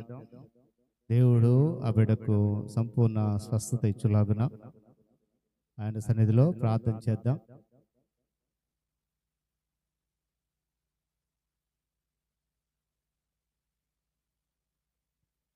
ఆ సమయంలో ప్రియులు తండ్రి గారు అప్పర మాస్టర్ గారు వచ్చి రాజారావు కొరకు ప్రార్థన చేస్తారు. తదుపరి సంఘ కార్యదర్శి గారు డాక్టర్ సతీష్ బెహరా గారు ముగింపు ప్రార్థనలో మనల్ని నడిపిస్తారు. ప్రార్థన.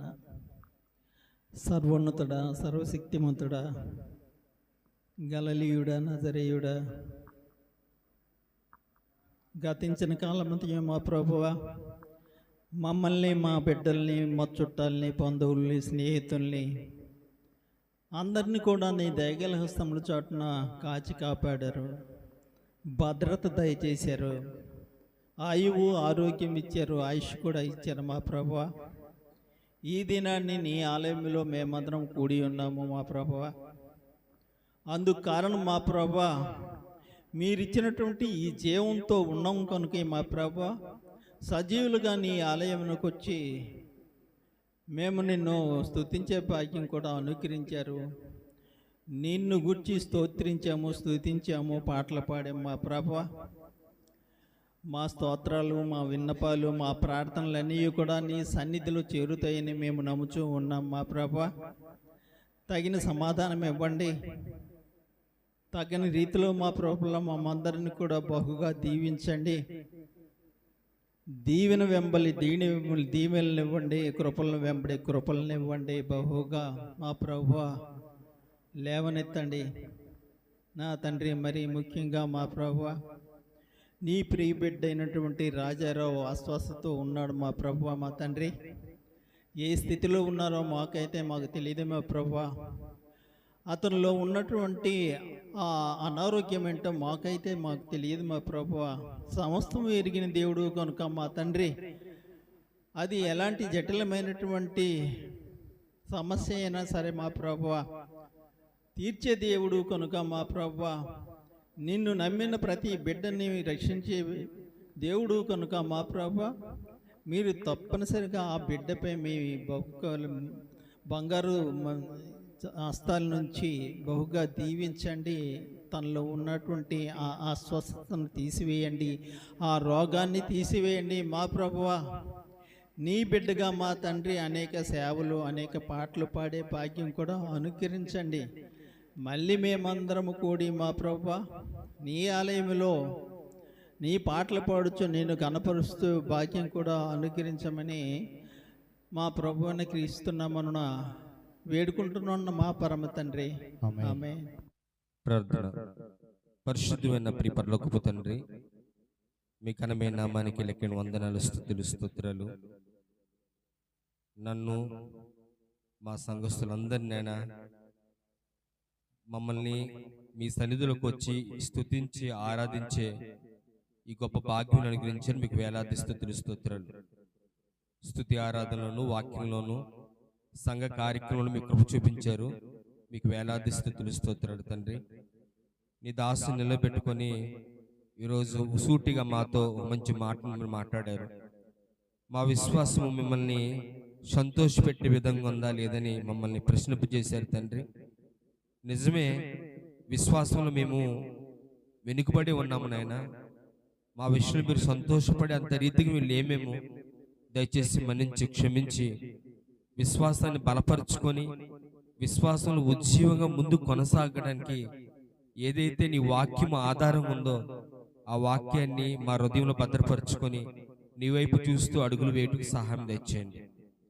వచ్చిన ప్రతి ఒక్క బిడ్డను మీరు జ్ఞాపకం చేసుకోనండి నాయన. మా హృదయాల్లో ప్రతి ఒక్కరిలో ఏదో ఒక ఆలోచన లేకపోతే ఉద్దేశాలు మీకు కలిగి ఉండొచ్చు నాయన. వాటిని బయటికి వ్యక్తపరచలేకపోవచ్చు నాయన, కానీ రహస్యంగా మీరు వాటిని వింటూ ఉన్నారని నమ్ముతండి. వారికి ఏదైతే ఆశ ఉందో, ఏదైతే చింత ఉందో, ఏదైతే దిగులుందో దాని నుంచి బయటకు తీసివేయండి. ప్రతి ఒక్కరిలో కూడా సంతోషంతో నింపండి, ఆశీర్వదించండి ప్రభు. మీకు వేలాది స్తుతులు, స్తోత్రాలు. అలాగేనైనా ప్రియుడు రాజారావు బట్టి కూడా జ్ఞాపకం చేసుకొని చిన్నాం తండ్రి. మరి మీ చిత్తం ఏందో మాకు తెలియదు, ఆయన మీ దగ్గర అడుగుతూ ఉన్నాం తండ్రి. చిత్తమైతే బిడ్డకి మంచి ఆరోగ్యం ఇచ్చి స్వస్థతను దయచేసి తిరిగి మాతో పాటు చేరగలటకు సహాయం దయచేయండి.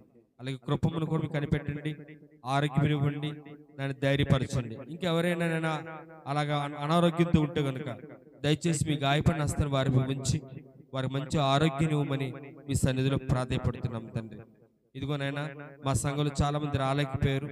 ఏ కారణం చేత రాలేకపోయినప్పటికీ తండ్రి నీ సన్నిధికి రావడానికి ఏదైతే వారికి అవరోధంగా ఉందో దాన్ని తొలగించి వచ్చేవారు తప్పనిసరిగా వారు రాగలటకు సహాయం దయచేయండి. అలాగే ఈరోజు ఎవరైతే ప్రయాణాలు చేస్తున్నారో వారితో పాటు మీ సహాయము కాపుదల అనుగ్రహించండి తండ్రి. అలాగే పరమజ్యోతి అత్తయ్య గారు జ్ఞాపకం చేసుకొని చిన్నాం. బిడ్డకి నూతన సంవత్సరంలో దయగట్టి మీరు అనుగ్రహించారు. అందరి బట్టి వేలాది స్తుతులు, స్తోత్రాలు. ఇంకను ఆయుష్ను ఆరోగ్యనిచ్చి మా అందరి కోసం ప్రార్థించి తల్లిగా మీరు నిలబెట్టుకోమని మీ సన్నిధిలో ప్రాధాయపడుతున్నాను. అలాగే మా సంఘ కాపరిని, తన సతీమణిని, కుమార్తెని, అలాగే వచ్చిన చేరువచ్చే ప్రతి ఒక్కరూ కూడా మీ కృపలో జ్ఞాపకం చేసుకోండి. నేను ఇది మొదలుకొని మరలా లోకంలోకి వెళ్తున్నాం. మా ప్రయాణాలు, మా ఉద్యోగాలు, వాళ్ళు చేస్తున్న వ్యాపారాలు, అలాగే నేను మేము చేస్తున్న ప్రతి ఆలోచనలు, అయితే ముఖ్యంగా ఈ రోజు వాక్యం తెలియజేసిన రీతిగా నాయన ఆ విశ్వాసాన్ని మర్చిపోకుండా ఆ విశ్వాసంలో కొనసాగుతూ ఆ విశ్వాసాన్ని బట్టి మీరు సంతోషించే విధంగా ఉండలాగా సహాయతల గురించి ప్రతి విధమైన కీడు నుంచి సమస్య నుంచి మమ్మల్ని తప్పిస్తూ సంరక్షణ దయచేస్తున్నందుకు మరొకసారి మీకు హృదయపూర్వక కృతజ్ఞత తెలియజేసుకుంటూ ఈ ఆరాధన అంతట్లో మీరే ఆధిక్యతకు నడిపించే విధానం బట్టి స్తుతులు, స్తోత్రాలు చెల్లిస్తూ అలాగే ప్రకటనలు ఏదైతే తెలియజేస్తారో అవి కూడా మీరు చక్కగా ముందుకు సంఘ కార్యక్రమం వెళ్ళే భాగ్యం కలుగజేయమని, వెళ్తుంటే మాకు ఇంటికి క్షేమంగా చేర్చమని యేసుక్రీస్తు దీవెన ప్రశస్త నామంలో బ్రతిమలాడి వేడుకొనిచున్నాను తండ్రి. ఆమేన్. మా తండ్రి, నీ నామము పరిశుద్ధ పరచబడును గాక, నీ రాజ్యం వచ్చును గాక, నిశ్చితము పరలోకమందు నెరవేర్చినట్లు భూమి యందు నెరవేరును గాక. మాకు కావలసిన అనుదిన ఆహారము నేడు మాకు దయచేయము. మరణసులను మేము క్షమించి ఉన్న ప్రకారం మరణములు క్షమించు. మమ్మల్ని శోధనను తెక దుష్టులను తప్పించు. ఎందుకంటే రాజ్యము, బలము, మహిమ నిరంతరమును నీవైనవి మా తండ్రి. ఆమేన్. పరమ తండ్రి అయిన దేవుని ప్రేమ, రక్షకుడైన యేసుక్రీస్తు వారి యొక్క కృప, పరిశుద్ధాత్మ దేవుని సహవాసము, ఆయన సన్నిధి కాపుదల తిరిగి వచ్చిన మనకు, మన కుటుంబాలకు, సంఘానికి తోడయండి. అనారోగ్యంతో బాధపడుతున్న రాజారావు గారికి స్వస్థత ఇచ్చి నూతనంగా జన్మదిన జరుపుకున్న బిడ్డలకు ఆరోగ్యమును క్షేమం దయచేసి సంఘము ఎదుగుదలకు విస్తరింపడేయడానికి విశ్వాసం ఎదగడానికి ఆయన రాకడ పర్యంతము తోడేండి నడిపించును గాక ఆమేన్.